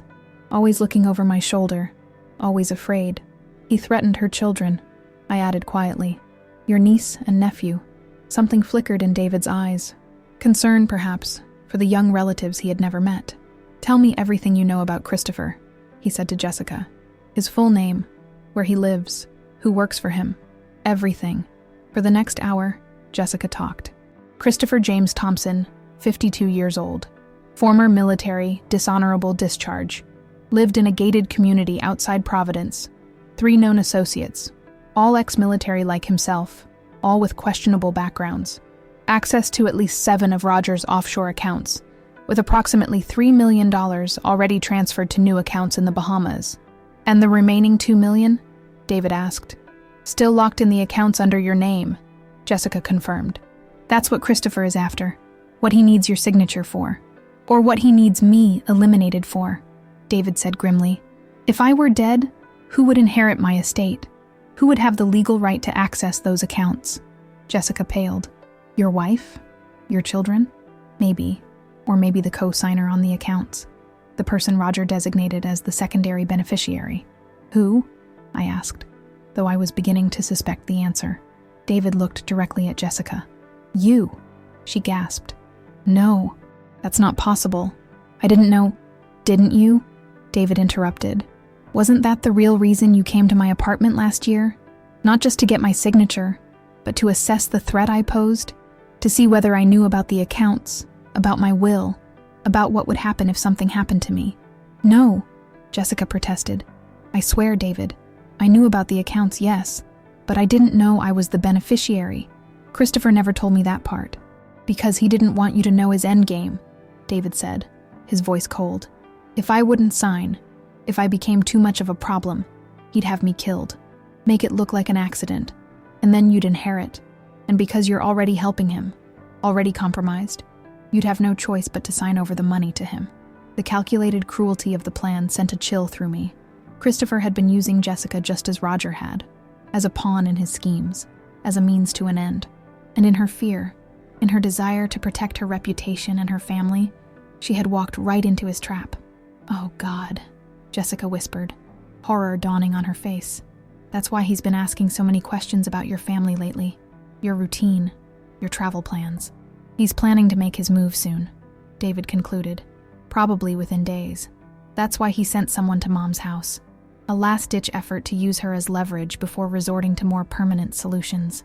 What do we do? I asked, fear gripping my heart. Go to the police? Go into hiding? The police can't protect us from someone like Christopher, David said. Not effectively, not for long. No, we need to go directly to the FBI. Today. Now. I can't, Jessica said, panic in her voice. I need to get home to the kids. Michael will be wondering where I am. Jessica, David said firmly. If you go home, you're putting your family at risk. Christopher will know something's wrong as soon as he realizes you've talked to me. He'll come after you first. But my children, call Michael, I suggested. Tell him to take the kids to his parents' house. Say there's a family emergency. Not a lie. She hesitated, torn between fear for her immediate family and the larger danger Christopher posed. Jessica, David said, his voice gentler now. I know you're scared. I know this is hard, but it's the only way to keep everyone safe. We have to end this now, before Christopher makes his move. Something in his tone seemed to reach her. She nodded slowly, pulled out her phone, and stepped away to call her husband. Do you believe her? I asked David quietly, once she was out of earshot. That she didn't know she was the beneficiary? That she didn't know Christopher's full plan? David considered the question, watching his sister as she spoke urgently into her phone. I want to, he admitted. I want to believe she was manipulated, first by Dad, then by Christopher, that she made bad choices out of fear rather than malice. But she lied for 23 years, Mom. She watched me get thrown out, cut off from everyone I loved, and she said nothing. Even when she was an adult, even when she could have made different choices, she stayed silent. I nodded. understanding his hesitation. People can change, David. Can learn from their mistakes. Can try to make amends. He looked at me then, really looked at me, as if seeing something new in my face. Yes, he agreed softly. They can. Jessica returned, looking both relieved and terrified. Michael's taking the kids to his sister's in Vermont. I told him I'd explain everything when I could. Good, David said, standing. Let's go. Where? She asked. Boston FBI field office. I have a contact there, an agent who's been monitoring some of Christopher's activities. He's been waiting for someone on the inside to come forward, someone with direct knowledge of the accounts, the embezzlement, Christopher's operations. You've been building a case, I realized. All this time. David nodded. I had to protect my family. Yours too, though you didn't know it. Even after everything we'd done to him, he'd still tried to protect us. The knowledge made my heart ache with equal parts pride and shame. The drive to Boston was tense, each of us lost in our own thoughts. Jessica called her husband twice more, reassuring him that she was safe, that she would explain everything soon. I watched the New England countryside fly past the windows, autumn leaves swirling in our wake, and wondered how we had come to this. 3 members of a broken family, fleeing a danger born from decades of lies and greed. At the FBI field office, David's contact was waiting. Agent Harris, a serious man with kind eyes who listened without judgment as Jessica poured out her story. The embezzlement, Roger's double life, the offshore accounts, Christopher's threats, everything. We'll need official statements, he said when she had finished. Documentation if you have it, and you'll need to be prepared to testify if this goes to trial. I understand, Jessica said, her voice steadier than I had expected. I'll do whatever it takes to stop Christopher. What about protection? David asked. For all of us, including Jessica's family. We can arrange safe houses, Agent Harris assured us, at least until we've brought Christopher into custody. After that, we'll assess the ongoing threat level. How long will all this take? I asked, suddenly overwhelmed by the enormity of what lay ahead. Statements, testimonies, trials. Our family's dirty laundry aired in public, our secrets exposed for all to see. The investigation could take months, Agent Harris admitted, but apprehending Christopher and his associates? That could happen within days, especially with Ms. Sullivan's cooperation. Jessica flinched at the use of her married name. Sullivan, Roger's name, the name that connected her to this whole sordid mess. I never wanted any of this, she said quietly. The money, the lies. I just wanted everyone to be happy, to be proud of me. I know, David said, and for the first time, I heard genuine compassion in his voice when he spoke to his sister. Dad put you in an impossible position, just like he did to all of us. She looked up at him, hope flickering in her eyes. Can you ever forgive me, David, for not standing up for you, for believing Dad's lies? David was silent for a long moment, weighing his response. I don't know, he said finally, honest to the end. But I'm willing to try, one day at a time. It wasn't the absolution Jessica had hoped for, but it was more than she had dared to expect. A chance, a possibility, the first tentative step toward healing. The next few hours were a blur of formal statements, document signing, arrangements for safe houses. By the time we emerged from the FBI building, night had fallen, the streets of Boston gleaming with rainwater, reflecting the city lights like scattered stars. What now? I asked as we stood on the steps, uncertain of our next move. Now we wait, David said. Agent Harris and his team will move on Christopher within 48 hours. Until then, we stay hidden, stay safe. Together? Jessica asked hesitantly. David glanced at her, then at me, conflict clear in his expression. Yes, he said finally. Together. That night, in a nondescript hotel room paid for with FBI cash, the 3 of us sat around a small table eating takeout Chinese food. An awkward makeshift family dinner, the first we had shared in 23 years. No one knew quite what to say, how to bridge the chasm that had opened between us so long ago. Your children, I said to David finally, desperate to break the silence. Will they be safe? Should they come here too? They're already in a secure location, he replied. Eliza took them to her brother's place in Maine this morning. Christopher doesn't know about him, has no way to trace the connection. They must be confused, Jessica said. Scared. David shook his head. They're okay. We've prepared for something like this, had drills, code words. They know it's serious, but not why. Eliza will protect them with her life. I thought of my grandchildren, children I had never met, already living with the knowledge that danger might find them at any moment. What kind of legacy had Roger left us? What kind of poison had his lies spread through our family, even to the next generation? I want to meet them, I said suddenly, when this is over, if you'll let me. David studied me for a long moment, then nodded. They want to meet you too, especially Sophie. She has 1,000 questions about what I was like as a child. The simple statement brought tears to my eyes. My granddaughter, curious about her father's childhood, about the grandmother she had never known. I'll tell her everything, I promised. Every embarrassing story, every proud moment, everything I can remember. A small smile touched David's lips. She'd like that. What about Emma and Tyler? Jessica asked, naming her own children. Will they ever know the truth? About why they've never met their uncle? About what their grandfather did? What I did? Not all of it, David said. Not right away, but someday, yes. They deserve to know who they are, where they come from, the good and the bad. Jessica nodded, tears welling in her eyes. I'm so afraid of losing them, of them hating me when they learn the truth. Children are more forgiving than you think, I said, thinking of David, of the possibility of reconciliation that sat before us now, fragile but real. If you're honest with them, if you show them you're trying to make amends, they'll understand, eventually. I hope so, she whispered. As the night deepened around us, as my children finally drifted off to sleep in their separate beds, I stood by the hotel window watching the city lights and thinking about forgiveness, about second chances, about the power of truth to destroy and to heal. Roger had spent his life running from the truth, building elaborate lies to protect himself from the consequences of his actions. His deception had cost us all so dearly, had robbed David of his family, Jessica of her integrity, me of both my children in different ways. Yet here we were, the three of us, together again after so many years apart, damaged, wary, uncertain of the path forward, but together. The truth had brought us back to each other, painful as it was, and in that moment, standing watch while my children slept, I made a vow to myself and to them. No more lies, no more secrets.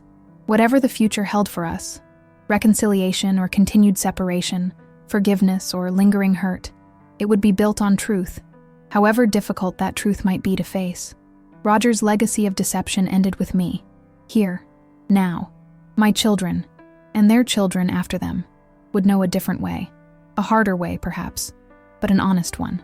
As dawn broke over Boston, painting the sky in shades of pink and gold, I felt something I hadn't experienced in years. Hope. Not the blind, naive hope of youth, but something deeper, more resilient. The hope that comes from facing the worst and surviving, from telling the truth and finding that the world doesn't end, from reaching across a gulf of pain and finding a hand reaching back. Agent Harris called early, his voice terse with urgency. We're moving on Christopher today. New intelligence suggests he's planning to leave the country tonight. We can't wait. David took the call, his face grim as he listened. Understood. Keep us posted. And so we waited, the three of us, in that anonymous hotel room while elsewhere, federal agents moved to bring down the man who had threatened everything we held dear. We barely spoke, each lost in our own thoughts, our own fears. What if something went wrong? What if Christopher escaped? What if this wasn't the end, but just another chapter in the nightmare Roger had created? The call came shortly after noon. Christopher Thompson had been arrested at his home in Providence, along with 2 of his associates. The third had been apprehended at Logan Airport, attempting to board a flight to the Bahamas. Documents seized from Christopher's home office included detailed plans of David's apartment building, his office at MIT, his children's school, plans that left little doubt about his intentions. It's over, David said as he hung up the phone. They've got him. Jessica burst into tears, relief and delayed shock washing over her. I found myself shaking, the tension of the past days, the past weeks, the past years, finally releasing its hold on me. David stood by the window, his back to us, shoulders rigid. Not quite over, he corrected himself. There will be trials, testimonies. Christopher will fight this with everything he has, but he can't hurt us now. I said. Can't threaten you or your family anymore. No, David agreed, turning to face us. He can't. Something had changed in my son's face. A softening, a letting go. Not peace exactly, but the beginning of it. The first loosening of the vigilance that had defined his life for so long. What happens now? Jessica asked, wiping away her tears. To us. David looked at her, then at me, his expression thoughtful. I don't know, he admitted. We can't just go back to the way things were before. Too much has happened. Too much has changed.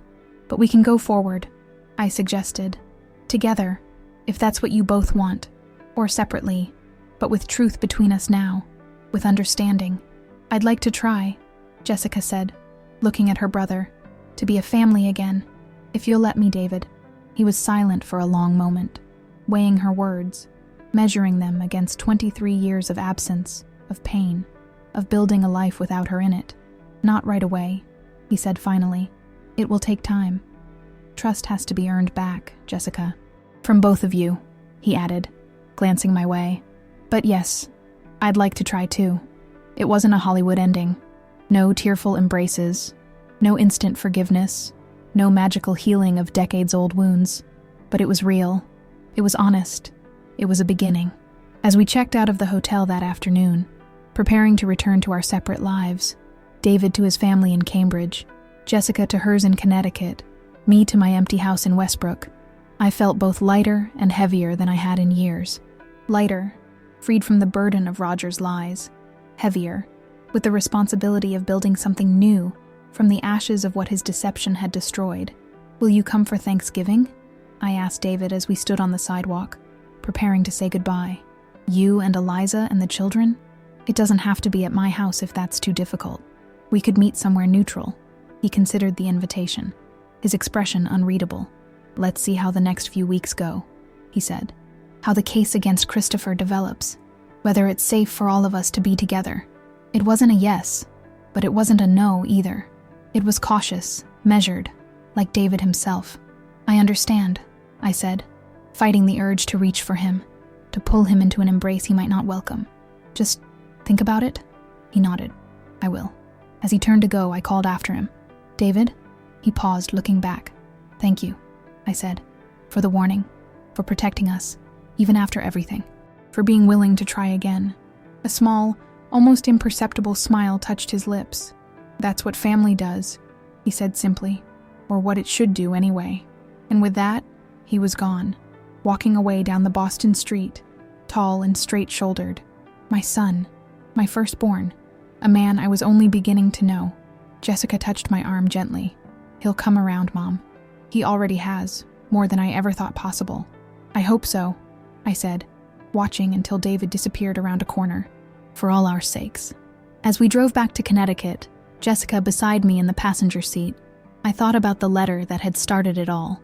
That yellowed confession, hidden away in a box of memories, waiting 23 years to be found. I spent years blaming my son, I said aloud, almost to myself. Then I found the letter that proved I was wrong. We all did, Jessica said quietly. Blame David. Believe the worst. Choose the easier path. I nodded, eyes on the road ahead. But not anymore. From now on, we choose truth. No matter how difficult.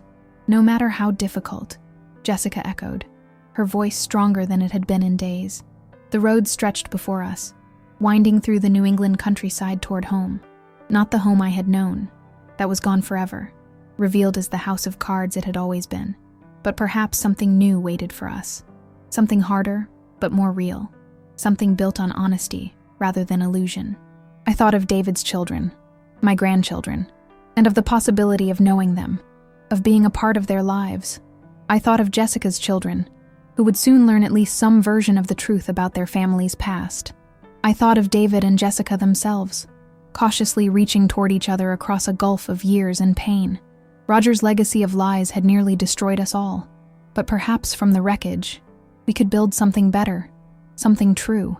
The weeks that followed Christopher's arrest were a strange blend of normalcy and complete upheaval. On the surface, my life looked much the same. I still volunteered at the library, attended my book club, kept my house in meticulous order. But beneath that familiar routine, everything had changed.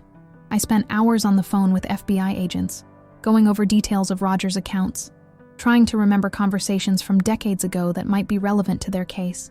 I spoke with federal prosecutors, signed countless affidavits, prepared myself for the possibility of testifying at Christopher's trial, and I began to rebuild my relationship with my children, one careful step at a time.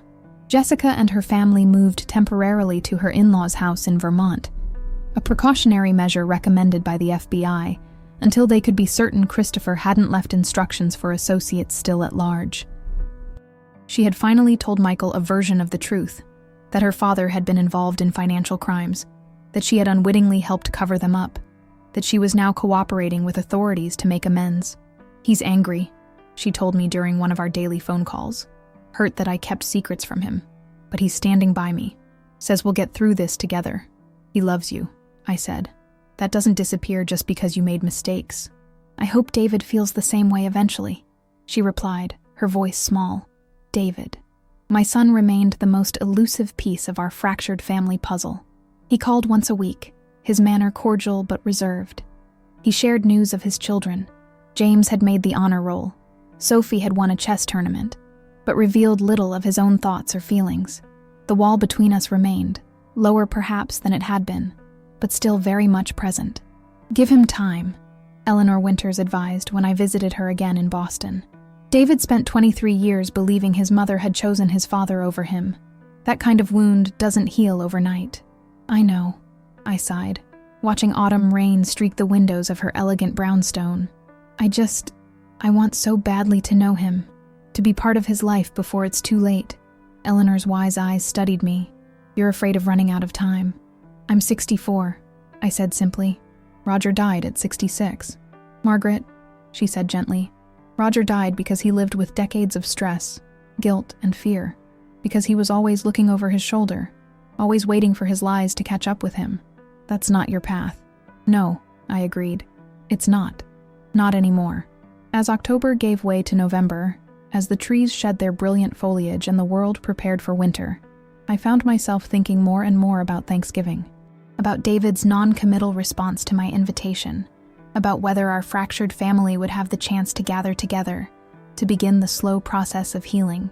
I hadn't pressed him on it, hadn't wanted to push too hard too fast, but as the holiday approached, I found myself planning anyway, mentally preparing a menu, considering seating arrangements, imagining the faces of my grandchildren at my table. Then, 2 weeks before Thanksgiving, I received a text from David. "Eliza and I have discussed your invitation. We'd like to accept, but with a modification. Would you consider having Thanksgiving at our home in Cambridge instead? Might be easier for everyone, especially the children." I read the message a dozen times, tears blurring my vision. It wasn't just the acceptance. It was the implicit acknowledgement that this was a beginning, that there would be more holidays to come, that we might eventually work our way back to celebrating in my home in Westbrook. "I would love that," I replied, hands trembling with emotion. "Thank you." His response came quickly. "We'll be in touch with details. Eliza wants to know if you have any dietary restrictions." Such a normal question. Such an ordinary exchange. Yet it felt monumental. The first tentative steps toward a new kind of relationship. One based on choice rather than obligation. On truth rather than illusion. I called Jessica immediately to share the news. "He invited us to Thanksgiving," I said as soon as she answered. "At his house in Cambridge." Her intake of breath was audible. "All of us? Even me? Michael and the kids too?" "I assume so," I said, though David hadn't specified. "I'll confirm." "Mom, this is huge," Jessica said, emotion thick in her voice. "I never thought, after everything." "I know," I said. "It's a second chance. For all of us." Later that day, I received another text from David, confirming that Jessica and her family were indeed included in the invitation. "It won't be easy," he wrote. "There's a lot of history to work through, but I think it's time to try. Time to try." Those 3 simple words carried so much meaning, so much possibility. My son was reaching across the divide, offering a bridge back to each other. Not forgiveness, exactly, not yet, but the chance to earn it. The week before Thanksgiving, I received an unexpected visit. I was in the attic again, sorting through Roger's boxes, discarding the remnants of our fraudulent life together, when the doorbell rang. Looking out the window, I was surprised to see a sleek black car in my driveway, a driver in uniform standing at attention beside it. I made my way downstairs, curious and slightly wary. When I opened the door, I found myself face to face with a woman I'd never seen before. Tall, elegantly dressed, with silver-streaked dark hair and eyes that were hauntingly familiar. "Margaret Sullivan?" she asked, her voice cultured, slightly accented. I nodded, sudden understanding dawning. "You're Linda." A small, sad smile touched her lips. "Yes. May I come in? There are things we should discuss." I hesitated only a moment before stepping aside to let her enter. This woman who had shared my husband, who had borne his child, who had lived a parallel life to mine for decades without my knowledge. Under other circumstances, I might have hated her, but standing in my foyer, looking into eyes so like Roger's, I felt only a strange kinship. We had both been deceived by the same man, both been pawns in his elaborate game of deception. "I won't stay long," she said, as I led her to the living room. "I know this must be uncomfortable for you. Please sit," I offered, gesturing to the couch. "Would you like tea? Coffee?" "Nothing, thank you." She sat with perfect posture, hands folded in her lap. "I came because I thought you should hear certain things from me directly, rather than in a courtroom or through lawyers." "About Christopher?" I guessed. She nodded, her expression grave. "Yes, and about Roger. About all of it, really." For the next hour, Linda Thompson told me her story, how she had met Roger in college, married him young, had Christopher when she was just 20, how Roger had taken the job in Westbrook, promising to commute on weekends, how gradually those weekends had grown shorter, less frequent. "I suspected there was someone else," she said, "but by then, I was dependent on him financially. Christopher was young. I had no career, no family to turn to. So you accepted the arrangement," I said, understanding rather than judging. "Yes." Her gaze met mine directly. "As did you, in your way." "I didn't know," I protested. "Didn't you?" she asked gently. "The late nights, the business trips, the separate phone. Margaret, we see what we choose to see." The observation stung, because it contained a kernel of truth. Had there been signs I'd ignored? Clues I'd dismissed because acknowledging them would have been too painful? Perhaps, I conceded. But Roger was convincing. "Yes," she agreed. "He was a masterful liar, to both of us." She went on to explain how, as Christopher grew older, he had become increasingly bitter about his father's divided attention, his divided loyalty, how Roger had tried to compensate with money, with promises, with glimpses of a more lavish lifestyle than Linda could have provided alone. "I tried to instill better values," she said, regret clear in her voice. "But Roger's influence was too strong. Christopher came to equate money with love, with validation. When he discovered the embezzlement, which Roger had foolishly bragged about during one of their bonding trips, he didn't see it as a crime. He saw it as his birthright, his inheritance." "And you?" I asked. "Did you know about the stolen money?" She shook her head. "Not until after Roger died. By then, Christopher was already working with your daughter, already planning to access those accounts. I tried to stop him, to reason with him, but he was beyond my influence by then. I'm sorry," I said, and meant it. Whatever pain Roger had caused me, he had inflicted equal suffering on this woman and her son. Different in nature, perhaps, but no less real. "As am I," she replied. "For all of it. For the pain my son has caused your family. For not having the courage to end Roger's deception years ago." "Why have you come now?" I asked. "After all this time?" Linda's expression grew more serious. "Because I have information that may be important to your safety. To all of you." She reached into her purse, withdrew a small leather-bound journal. This was Christopher's. The FBI missed it during their search because it was in my home, not his. I found it last week, hidden in a box of his childhood things. She handed it to me. It contains names, contacts, people Christopher has worked with over the years. People who might still be loyal to him, even with him in custody. I took the journal, its weight suddenly ominous in my hands. "Have you shown this to the authorities?" "I'm going there next," she said. "But I wanted you to see it first, to be prepared." I opened the journal, flipped through pages of neat, precise handwriting, lists of names, phone numbers, addresses, notes about payments, about services rendered. And on the final page, something that made my blood run cold, a list of names under the heading, Sullivan Family Priority Targets. David's name was first, followed by his wife and children, then Jessica and her family, and finally, at the bottom, my name, with a notation beside it, leverage only, eliminate if necessary. My son is not well, Margaret, Linda said softly. He has harbored resentment against your family, against David in particular, for his entire life. Roger fed that resentment, used it to control Christopher just as he used Jessica's loyalty to control her. I closed the journal, feeling sick. You think these people might still try to carry out Christopher's plans, even with him in jail? I think it's a possibility we can't ignore, she said. Some of the people in that book are mercenaries. They go where the money is. And Christopher had access to enough of Roger's stolen funds to have set up contingency plans. What do we do? I asked, fear gripping me anew. You take this to the FBI, she said firmly. Today, and then you take whatever precautions they advise. And, she hesitated, then continued, you might consider canceling any plans that would bring your entire family together in one place, at least for now. Thanksgiving, David's invitation, the chance to begin rebuilding our family. I can't, I said, surprising myself with the strength in my voice. We've lost too much time already. I won't lose more because of Christopher's threats. Linda studied me, something like respect dawning in her expression. Then be careful, she advised. Be vigilant, and make sure the authorities know your plans, so they can provide appropriate protection. She rose to leave, our strange encounter drawing to a close. At the door, she paused, turned back to face me. I never hated you, you know. Even when I knew about you, even when I realized Roger preferred his life with you to his life with me. I don't hate you either, I said truthfully. We were both victims of Roger's selfishness, his inability to choose one life and live it honestly. She nodded, a ghost of a smile touching her lips. Perhaps in another world, another lifetime, we might have been friends. Perhaps, I agreed. But in this one, we can at least be allies, against whatever threat Christopher still poses. Allies, she repeated, extending her hand. I took it.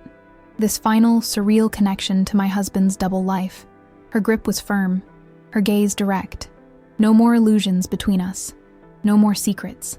After she left, I sat for a long time with Christopher's journal in my hands, weighing my options. The right thing, the prudent thing, would be to call David immediately, to warn him, to cancel our Thanksgiving plans until Christopher's network had been fully dismantled. But something in me rebelled at the thought. We had lived in the shadow of Roger's lies for too long, Christopher's threats for too long. I was tired of fear dictating our choices, keeping us apart when we should be together, healing. I reached for my phone, called Agent Harris at the FBI, told him about Linda's visit, about the journal, about our Thanksgiving plans. We'll need to see that journal right away, Mrs. Sullivan, he said, his voice tense. Of course. I'll bring it to your office this afternoon. And as for Thanksgiving, he continued, I have to advise against it, at least until we've had a chance to investigate these new leads, to apprehend anyone who might pose an ongoing threat. I understand your concern, I said carefully, but this is important, Agent Harris. My family has been fractured for 23 years. My son has invited us to his home for Thanksgiving. It's a chance to begin healing wounds that have been festering for too long. Mrs. Sullivan, I'm not asking your permission, I interrupted, surprising myself with my firmness. I'm asking for your help, protection during the gathering, if you think it's necessary. But we are having Thanksgiving together. All of us. A long silence. Then, I'll see what I can arrange. But Mrs. Sullivan, you need to understand the risk you're taking. I do, I assured him. But some risks are worth taking. After hanging up, I called David. I wouldn't lie to him, wouldn't withhold information as I once might have done. That path had led us to disaster. David, I said when he answered, something's happened that you need to know about. I told him everything. Linda's visit, the journal, the list of targets, the FBI's concerns. I expected him to withdraw the invitation immediately, to prioritize his family's safety above all else. It was what any sensible person would do. Instead, after a long pause, he said, What do you think we should do? The question caught me off guard. You're asking my opinion? Yes, he said simply. This affects all of us. Your voice matters in this decision. Your voice matters. 3 words I hadn't realized I needed to hear from my son. 3 words that acknowledged me not just as his mother, but as a person whose judgment he valued, despite our painful past. I think, I said carefully, that we've let fear control us for too long. Roger's fear of exposure, Christopher's threats, our own fear of confronting the truth, of facing each other with honesty. I think it's time to choose a different path. Another pause, this one thoughtful, rather than tense. I agree, he said finally, but with precautions. I'll talk to Agent Harris myself, see what security measures they recommend. Eliza and I can move Thanksgiving to a different location if necessary, somewhere more secure. Thank you, I said, emotion thick in my throat, for not giving up on this. On us. Mom, he said, his voice softening slightly. I spent 23 years thinking you had given up on me. I'm not going to make the same mistake. After we hung up, I sat on my couch, Christopher's journal beside me, and felt a strange sense of calm descend. For the first time in decades, I was facing reality with clear eyes. No illusions about my marriage, my husband, my children. No comfortable lies to hide behind. Just the truth. Painful, complicated, but honest. Roger had robbed us of so much. Trust, time, connection. His son Christopher had tried to rob us of even more. Our safety, our peace of mind, possibly even our lives.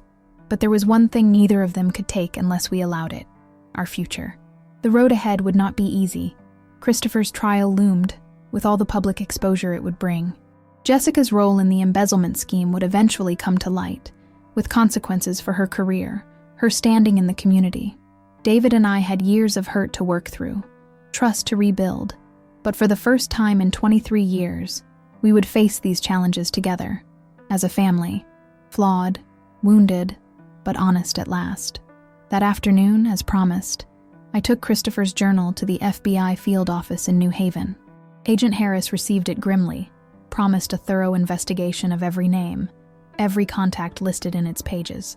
We'll have agents at your son's house for Thanksgiving, he assured me. Plain clothes, unobtrusive, but present, and we'll have surveillance on all known associates of Christopher Thompson in the interim. Thank you, I said, relieved but still apprehensive. I know this isn't protocol. No, he agreed. It isn't. But family is important, Mrs. Sullivan. Sometimes bureaucracy needs to bend a little to accommodate that fact. As I left his office, I felt something I hadn't experienced in a very long time. A sense of agency, of taking back control of my own story. Roger had written the first chapters, manipulating all of us like characters in his fictional creation. But the pen was in my hands now, in all our hands, and we would write the ending ourselves. The day before Thanksgiving dawned clear and cold, the kind of crisp New England morning that makes your breath visible and your cheeks flush pink. I packed my overnight bag carefully. Clothes for 2 days, small gifts for my grandchildren, the photo album I had assembled from the few pictures I had of David as a child. Jessica and her family would meet me at David's house, driving directly from Vermont rather than returning to Connecticut first. A precautionary measure, Agent Harris had suggested, to make our movements less predictable, our gathering less vulnerable to anyone who might be watching. As I loaded my car, I noticed a dark sedan parked at the end of my street. FBI surveillance, I assumed, though no one had explicitly told me they would be watching my house. The knowledge should have been comforting, but instead it underscored the reality of the threat we still faced. The price of truth, of standing up to Christopher's intimidation. The drive to Cambridge was uneventful, traffic light on the day before the holiday. I found myself rehearsing what I would say to David's children, my grandchildren, when I finally met them. Would they be shy, curious, resentful of the grandmother who had been absent from their lives until now?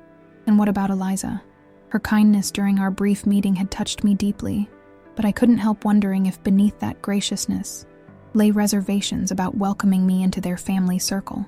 After all, I was the woman who had rejected her husband, who had believed the worst about him, when I should have trusted him most. These thoughts occupied me as I navigated the final miles to Cambridge, following the GPS directions to David's address. I was so lost in my own anxieties that I almost missed the black SUV that pulled out behind me as I turned onto David's street. Almost, but not quite. Something about its sudden appearance, the way it stayed precisely 3 car lengths behind me, triggered an internal alarm. I slowed slightly, watching in my rearview mirror as the SUV slowed too, maintaining the exact same distance. My heart rate quickened. It could be nothing. A coincidence, a neighbor, even another FBI agent assigned to protect us. Or it could be one of the names from Christopher's journal, one of his associates tasked with carrying out contingency plans now that Christopher himself was in custody. I reached for my phone, intending to call David or Agent Harris, but before I could dial, the SUV accelerated suddenly, pulling alongside my car. The tinted window rolled down, and I caught a glimpse of a man's face. Unfamiliar, hard, his expression coldly purposeful. Then I saw the gun. In the split second before he fired, instinct took over. I slammed on my brakes, sending my car into a skid as his bullet shattered my side window, spraying glass across the passenger seat where, thankfully, no one was sitting. The SUV shot past as I fought to control my car, finally coming to a stop against the curb. Before I could catch my breath, the vehicle was making a U-turn at the end of the block, coming back for a second attempt. With shaking hands, I threw the car into drive and accelerated hard, turning right at the next corner, away from David's street. Away from my family, but also away from the immediate danger. My phone had fallen to the floor during the skid. I couldn't reach it without taking my eyes off the road, a risk I couldn't afford with the SUV now in pursuit behind me. I took another right, then a quick left, trying to lose my pursuer in the residential streets of Cambridge. But the SUV stayed with me, gaining ground with each turn. Its larger engine, its driver's obvious skill, were advantages I couldn't match in my modest sedan. In desperation, I headed toward the main thoroughfare I had passed earlier, Memorial Drive, with its steady flow of traffic, its potential witnesses. If I could just reach it, blend in with other cars, find a police officer or a crowded place. I never made it. As I approached the final intersection, the SUV rammed me from behind, sending my car spinning into a parked truck. The impact deployed the airbag, momentarily stunning me. By the time I regained my senses, the SUV had pulled alongside, and the man was out, approaching my door with the gun now clearly visible in his hand. This is it, I thought with strange clarity. This is how it ends. Not with reconciliation and healing, but with violence. Another casualty of Roger's lies, of Christopher's hatred. The man reached my window, which had shattered in the collision. His face was expressionless as he raised the gun, pointing it directly at my head. "Mrs. Sullivan," he said, his voice as cold as his eyes. "Christopher sends his regards." I closed my eyes, an image of my children, David and Jessica, flashing through my mind. At least I had tried. At least they knew the truth now. At least they had a chance to rebuild what Roger and I had broken. The shot, when it came, was deafening, but strangely, I felt nothing. No pain, no impact, just the ringing in my ears and the pounding of my heart. I opened my eyes to see the man crumpled on the ground beside my car, blood pooling beneath him. Beyond him stood another figure, a woman in a dark suit, her own weapon still raised, her expression grimly professional. "Mrs. Sullivan!" she called, approaching cautiously, keeping her gun trained on the fallen attacker. "FBI, are you hurt?" I shook my head, unable to form words through the shock that was rapidly setting in. "Stay in the vehicle," she instructed, kneeling to check the man's pulse. Finding none, she holstered her weapon and pulled out a phone. "Agent Ramirez requesting immediate backup and medical at the corner of Ames and Broadway. Suspect down, civilian secure but shaken." Only then did she approach me, her manner shifting from professional to compassionate. "Mrs. Sullivan, I'm Special Agent Ramirez. I've been assigned to your protective detail. Are you injured? Do you need medical attention?" "No," I managed, though my voice sounded strange in my own ears. I'm all right. Just shaken."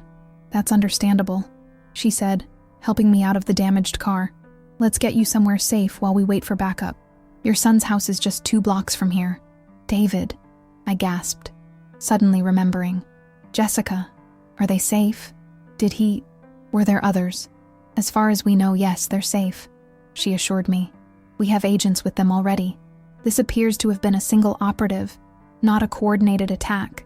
But we're taking no chances. She guided me to her own unmarked car, parked half a block away. As we walked, sirens wailed in the distance, growing louder by the second. "I need to call my son," I said, my thoughts beginning to clear. "He'll be worried." "Of course," Agent Ramirez agreed, handing me her phone. "But keep it brief. We need to get you to a secure location quickly." I dialed David's number with trembling fingers. He answered on the first ring, his voice tight with anxiety. "Agent Ramirez?"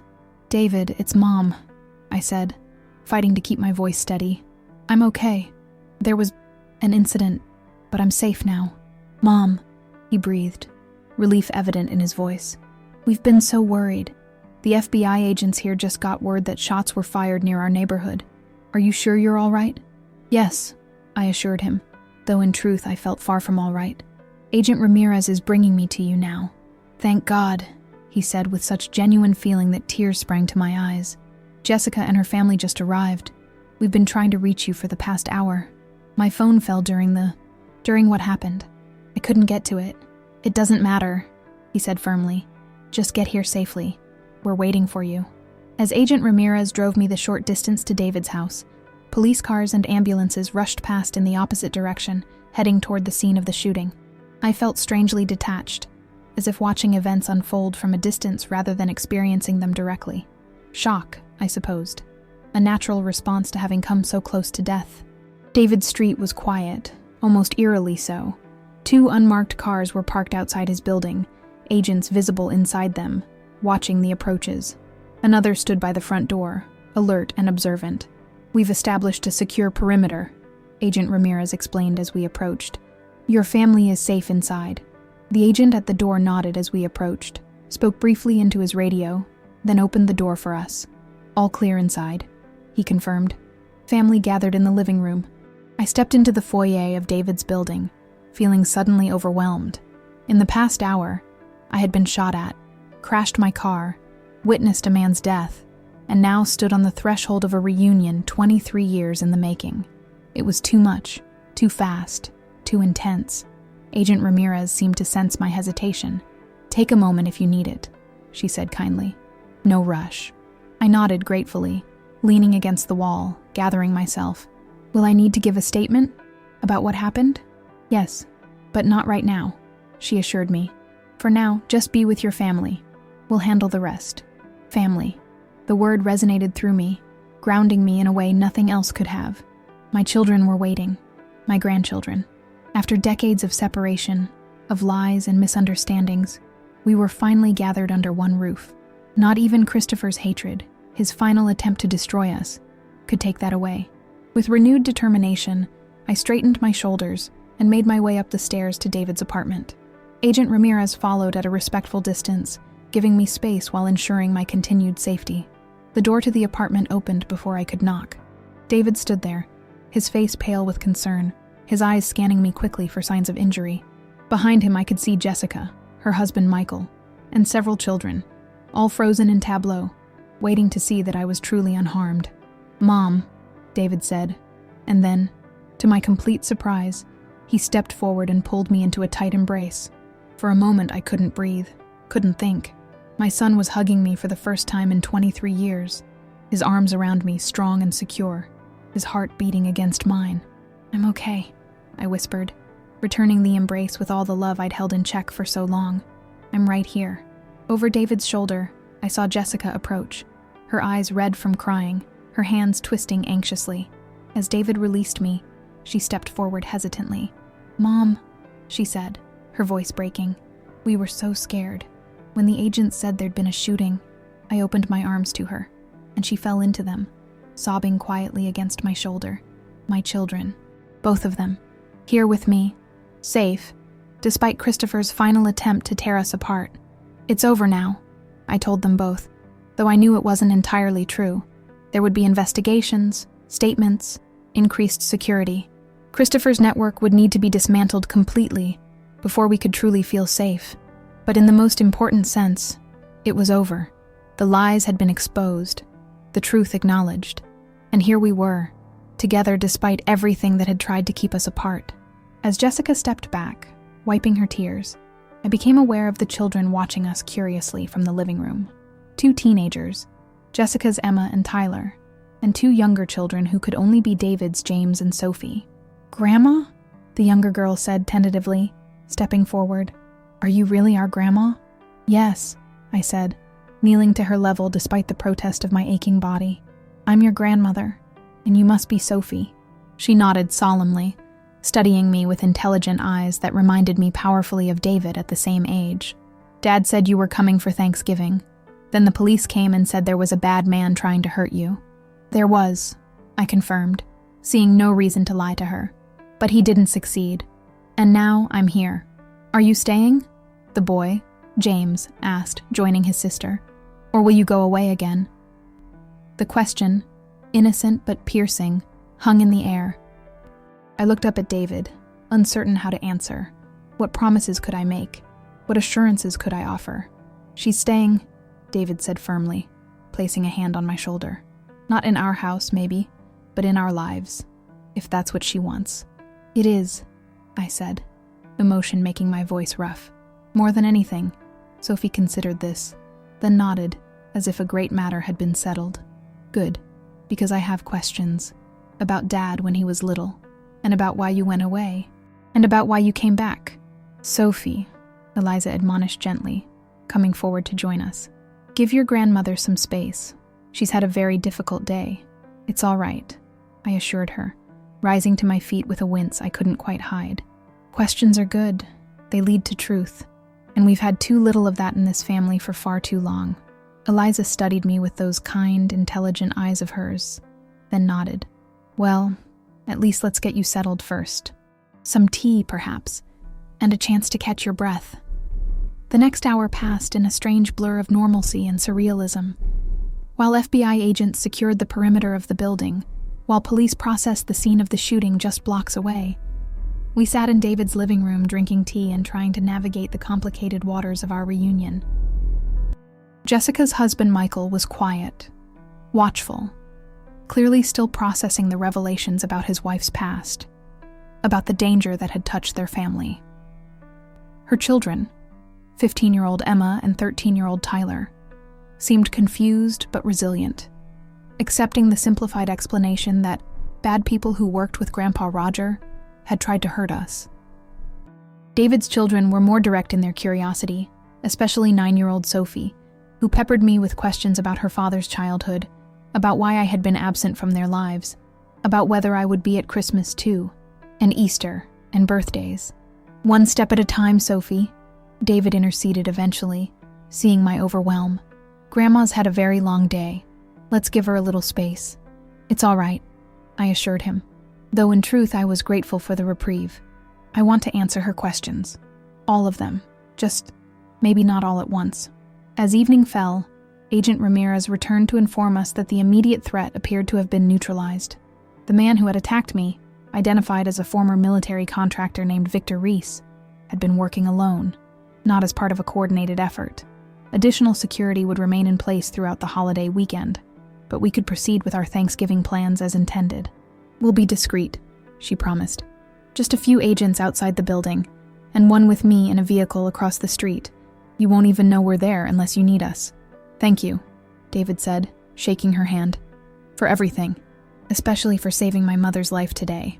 "Just doing my job," she replied, though she smiled at the acknowledgement. "Happy Thanksgiving to all of you. Try to enjoy it despite everything. You've earned that much." After she left, we gathered around David's dining table for a simple dinner. Not the elaborate Thanksgiving feast planned for tomorrow, but a meal shared together for the first time in 23 years. The conversation was halting at times, awkward, weighted with unspoken emotions and unasked questions. But there were moments of connection too. Jessica describing Emma's talent for painting, which prompted David to share that Sophie had the same artistic bent. Michael and Eliza discovering a shared interest in classic films. James and Tyler bonding instantly over a video game they both played. And throughout it all, I watched and listened, storing away every detail, every interaction.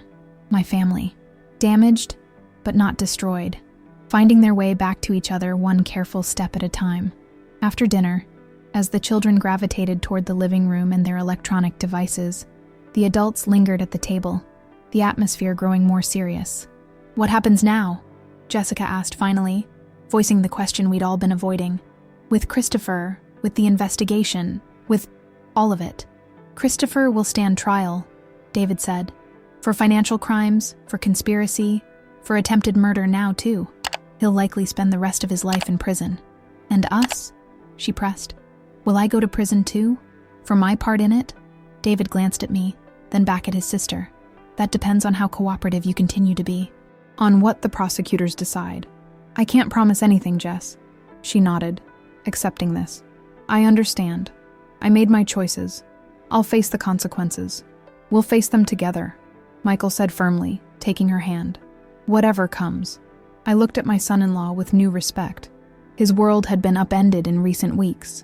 His wife revealed as complicit in financial crimes. His family threatened by a man he'd never heard of before.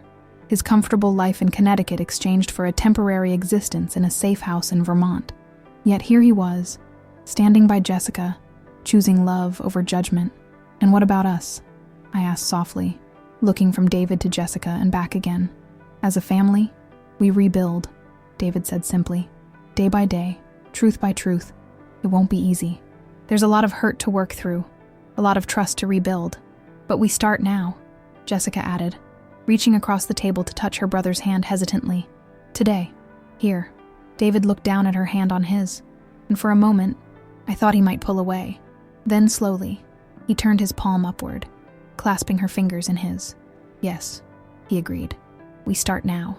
In that moment, watching my children reach for each other across decades of separation and pain, I felt something I had almost forgotten existed. Hope. Pure, undiluted hope.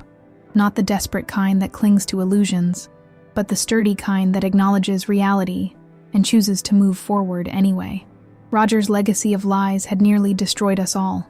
Christopher's hatred had tried to finish what his father had started, but here we were, still standing, still reaching for each other, still choosing truth over comfort, connection over isolation. "I never stopped loving you," I said suddenly, the words spilling out before I could consider them. "Either of you. Even when I didn't understand. Even when I made the wrong choices. I always loved you." David's eyes met mine, and I saw in them a complexity of emotion that took my breath away. Pain, yes, but also understanding. Perhaps even the beginnings of forgiveness. "I know," he said simply. "I always knew that, Mom. Even when I was angriest. Even when I couldn't bear to speak to you. I knew you loved me. It was why your rejection hurt so much. The honesty of it struck me like a physical blow. Of course, it was precisely because he had believed in my love that my failure to believe in him had been so devastating. And I never stopped loving you," Jessica added, tears in her eyes again. "David, I know you think I chose Dad over you. Chose money and security over the truth. And maybe I did in some ways. But I never stopped missing you. Never stopped wishing things could be different." He nodded, acknowledging her words without quite accepting them yet. It would take time. All of this would take time. But time was something we finally had. Christopher's final attempt to destroy us had failed. The truth, at last, was out in the open. And here we sat, around a table in Cambridge, the fractured pieces of our family slowly beginning to find their way back together. Not whole, not yet. Perhaps never fully healed in the way I might have once hoped, but connected, real, honest with each other at last. As the evening drew to a close, as arrangements were made for sleeping, Jessica and her family in the guest room, me on the pull-out couch in David's study, I found myself standing by the window, looking out at the quiet street below, at the unmarked car where Agent Ramirez sat vigilant, keeping watch through the night, at the city lights reflecting off the Charles River in the distance. David joined me, handing me a cup of tea. "Penny, for your thoughts?" I smiled at the familiar phrase, something I used to say to him when he was a contemplative teenager, staring out windows just as I was doing now. "I was thinking about Roger," I admitted, "about how he almost won, even from beyond the grave. How his lies almost succeeded in keeping us apart forever." David was quiet for a moment, sipping his own tea. "He didn't win, Mom. We're here, together, despite everything he did to prevent it. Yes, I agreed. We are, and I'm so grateful for that, for this second chance, however complicated it might be. Second chances are always complicated, he observed. If they weren't, we wouldn't need them in the first place. The simple wisdom of it made me smile. When did you get so wise? Somewhere between being thrown out of my home at 19 and raising 2 children of my own, he replied, but there was no bitterness in his tone, just a statement of fact, an acknowledgement of the journey that had brought us here.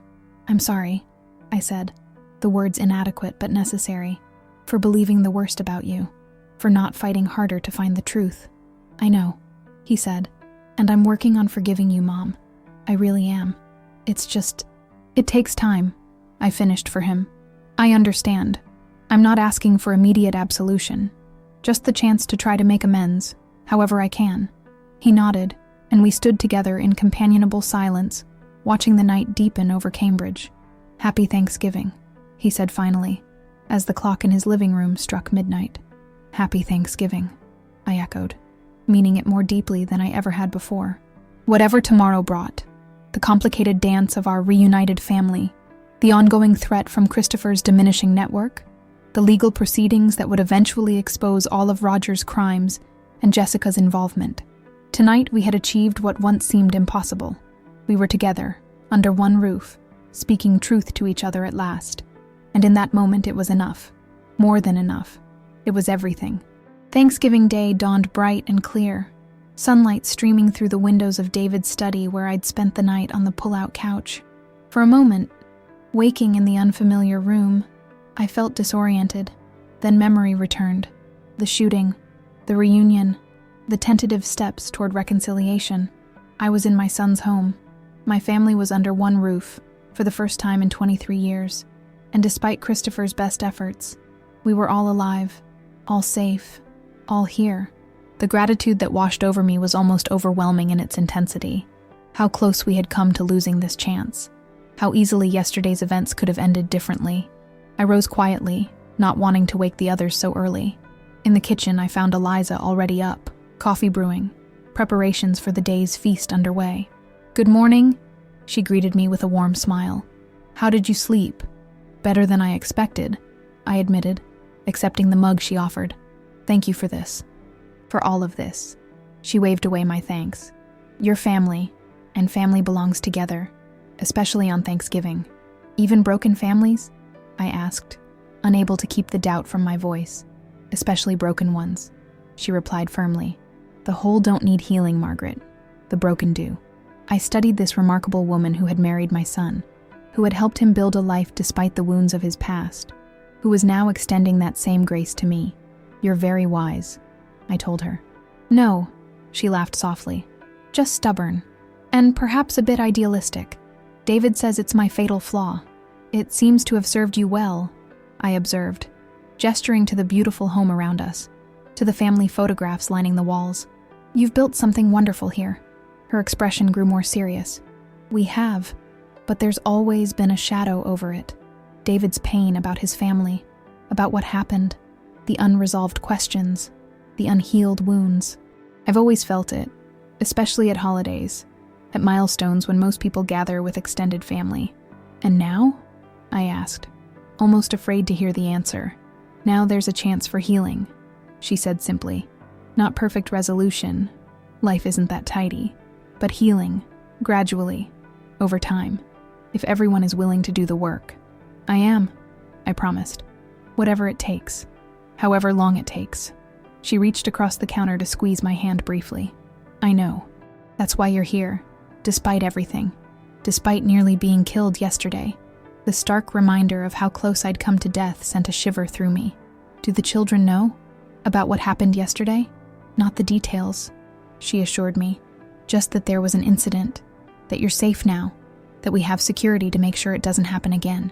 They don't need to know more than that right now. I nodded, relieved. And David? How is he this morning? Processing, she said thoughtfully. He was up late last night, talking with Jessica after everyone else went to bed.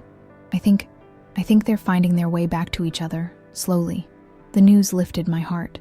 My children, reconnecting after so many years apart. beginning the hard work of rebuilding what had been broken. "And how are you?" Eliza asked, her perceptive gaze seeing more than I might have wished. "Yesterday was traumatic, to say the least, and this reunion can't be easy either. I paused, considering her question seriously. "I'm overwhelmed, honestly. Grateful to be alive, grateful to be here with all of you. Terrified of making another mistake, of saying or doing the wrong thing and damaging these fragile new connections." "That's understandable," she said kindly, "but perhaps too much pressure to put on yourself. You're human, Margaret. You'll make mistakes. We all will. The difference now is that we can address them honestly, directly. No more secrets, no more lies." "No more lies," I agreed, the promise feeling like a sacred vow. Gradually, the house came to life around us. Sophie and James appeared first, still in pajamas, excited about the holiday. Then Jessica's children, more reserved, but politely engaging. Finally, David, Jessica, and Michael, the adults moving with the careful consideration of those who had stayed up late, having difficult conversations.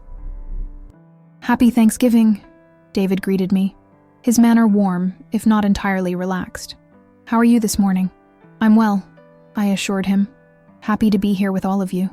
The day unfolded with a rhythm both strange and familiar. The preparation of food, the setting of the table, the traditional rituals of an American Thanksgiving. Only the presence of FBI agents outside, the occasional check-in call from Agent Ramirez, reminded us that our gathering was anything but ordinary. By late afternoon, we were seated around David's extended dining table, the feast before us. Turkey and stuffing, cranberry sauce and sweet potatoes, all the traditional foods that marked this uniquely American holiday. "Should we say grace?" Jessica suggested tentatively, looking to David for approval. He nodded. "I think that would be appropriate." We joined hands around the table, David's family, Jessica's family, me, forming an unbroken circle. The symbolism wasn't lost on any of the adults present. "Who would like to say it?" Eliza asked. To my surprise, David looked at me. "Mom, would you?" The request caught me off guard, emotion rising swift and strong. Yes, of course." I took a deep breath, gathering my thoughts. What prayer could possibly encompass all that had happened, all that we had survived, all that we hoped might still be possible? "Dear God," I began, voice trembling slightly, "we gather today with hearts full of gratitude. For this food, for this day, for second chances we don't deserve but desperately need, for truth that, though painful, has set us free from the prison of lies we lived in for too long." I paused, feeling the weight of David's hand in mine, of Jessica's on my other side. "Thank you for protecting us from those who wished us harm. Thank you for bringing us together again after so many years apart. Help us to move forward with honesty, with compassion, with the courage to face difficult truths, and the wisdom to choose love over fear." Tears were flowing freely now, but I continued, needing to finish what I had started. "And thank you, most of all, for the gift of family. Not perfect, not unblemished, but real. Help us to cherish it, to nurture it, to never again take it for granted. Amen." "Amen," echoed around the table, the children's voices mixing with the adults, creating a chorus that seemed to fill the room with promise. As the meal progressed, conversation flowed more easily than it had the night before. The children, less aware of the complicated history between the adults, helped bridge awkward gaps with their stories, their questions, their natural exuberance. "Grandma," Sophie asked during a lull in conversation, "what was Dad like when he was my age?" I smiled, grateful for the opening. "Much like you, actually. Curious about everything. Always asking questions. Always wanting to know how things worked. Did he take things apart too?" she pressed. "Mom says I get that from him. Constantly." I laughed, catching David's eye across the table. Nothing was safe. Alarm clocks, radios, even the toaster once, much to my dismay. "I was trying to make it more efficient," David defended himself, a small smile playing at the corners of his mouth. "It wasn't my fault the heating element was so delicate. You set the kitchen curtains on fire," I reminded him, the memory suddenly vivid after years of being pushed aside. "You set something on fire, Dad?" James asked, clearly delighted by this revelation. "That's so cool." "It was not cool," David corrected firmly. It was dangerous and irresponsible. Do as I say, not as I did. That's what Mom always says too, Tyler chimed in, glancing at Jessica, especially about high school stuff. Jessica colored slightly. Well, some mistakes are better learned from others' experiences rather than your own. The conversation continued in this vein. Stories from the past, carefully selected to avoid the most painful chapters. Connections being drawn between generations, between cousins who were just beginning to know each other. As dessert was served, pumpkin and apple pies with whipped cream, David tapped his glass gently, calling for attention. "I'd like to propose a toast," he said, raising his wine glass. "To new beginnings, to difficult truths honestly faced, to family, imperfect but irreplaceable." "To family," we echoed, glasses raised high. In that moment, looking around the table at these people who shared my blood, my history, my heart, I felt something I had almost forgotten existed. Belonging. Despite everything that had happened, despite the wounds still healing, despite the uncertainties that lay ahead, I belonged here, with them, and they perhaps were beginning to feel that they belonged with me again too. After dinner, as the children disappeared to play video games and the other adults began the process of cleaning up, David drew me aside, into his study where I had slept the night before. "Mom," he said, closing the door partially for privacy, "there's something I want to give you." From his desk drawer, he withdrew a small wrapped package. "It's not much," he said, suddenly seeming almost shy, but I thought, well, open it and see. With trembling fingers, I unwrapped the package to find a silver picture frame. Inside was a photograph I had never seen before. David and Eliza on their wedding day, flanked by their children, all smiling into the camera. "I should have sent this years ago," he said quietly. "Whatever happened between us, you should have known your grandchildren. They should have known you." "David," I whispered, unable to say more through the tightness in my throat. "This isn't forgiveness," he continued, his voice steady but gentle. "Not completely. Not yet. That will take more time, more conversations, more healing for both of us. But it is acceptance. Acknowledgement that you're my mother, that the children are your grandchildren, that we belong to each other, however complicated that belonging might be." "Thank you," I managed finally. "It's the most beautiful gift I've ever received." He nodded, accepting my gratitude without further comment. But as we returned to the others, I felt something had shifted between us. A door once firmly closed now standing slightly ajar, allowing light to filter through. The rest of the day passed in a haze of food, conversation, and cautious connection. Jessica and David moving around each other with growing comfort, their children forming bonds that might last a lifetime. Michael and Eliza finding common ground as the in-laws in this complex family dynamic. And me, watching it all, participating where invited, stepping back when appropriate, learning the delicate dance of being present without overreaching, of offering love without expectation, of accepting whatever degree of reconnection my children were able to offer. As evening fell, Jessica found me on the small balcony off the living room, where I had stepped out for a moment of quiet reflection. "Mind if I join you?" she asked hesitantly. "I'd like that," I assured her, making room on the small bench. For a few minutes, we sat in companionable silence, watching the lights of Cambridge twinkle in the gathering darkness. "I've been thinking about Dad," she said finally, "about everything he took from us. All the years, all the trust, all the family connections." "Yes," I agreed. "The cost of his lies was immeasurable. But he didn't win," she said, echoing David's words from the night before. "Did he? We're here, together, despite everything he did to keep us apart." "No," I said, putting my arm around her shoulders. "He didn't win. Truth did. Eventually." She leaned into me slightly, a gesture so reminiscent of her childhood that my heart contracted painfully. "I have to tell Michael everything," she said quietly. "The full truth, not just the edited version he's heard so far. About my role in maintaining Dad's lies, about what I did to David, about the money I took." "Yes," I agreed. "You do. He might leave me," she whispered, voicing her deepest fear. "He might take the children. I could lose everything." "You could," I acknowledged, not offering false reassurance. "Truth is risky that way. But secrets are poison, Jessica. They destroy from the inside out. Your father and I lived that reality for decades. I'm scared, she admitted. Of course you are, I said gently. But you're also brave.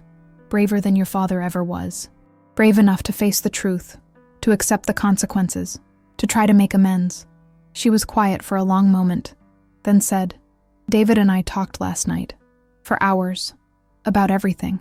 He's still angry, still hurt, but he's willing to try to rebuild something between us. For the children's sake, if nothing else.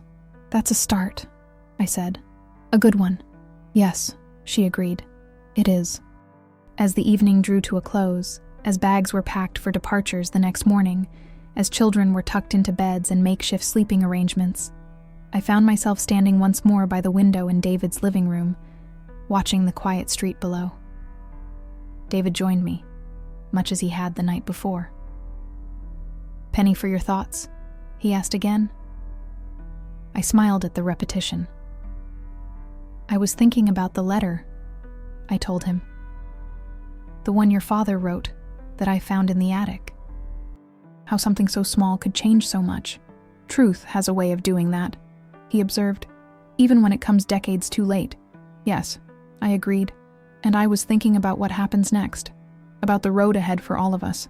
It won't be easy, he cautioned. Christopher's trial, the public exposure of Dad's crimes, of Jessica's involvement, the family reckoning still to come. I know, I said, but we'll face it together this time. No more secrets, no more lies, no more choosing comfort over truth. He nodded, and for a moment, I saw in him the boy he had been, serious, thoughtful, infinitely precious to me. And I saw too the man he had become, strong, principled, forged in the fire of betrayal but not consumed by it. I spent years blaming my son, I said softly. Then I found the letter that proved I was wrong. And now? He asked. Now I spend the rest of my life trying to make amends, I said simply. Not expecting forgiveness I haven't earned, not demanding more than you're ready to give, but showing up, being present, offering love without conditions. That sounds like a good place to start, he said, and though his voice was measured, there was warmth in it that gave me hope. Later that night, as I prepared for bed in David's study, my phone buzzed with a text message. It was from David, just down the hall in his own bedroom. Thank you for coming today, for risking everything to be here with us, for being brave enough to face the truth after so many years of lies. It matters. You matter. The simple words brought tears to my eyes.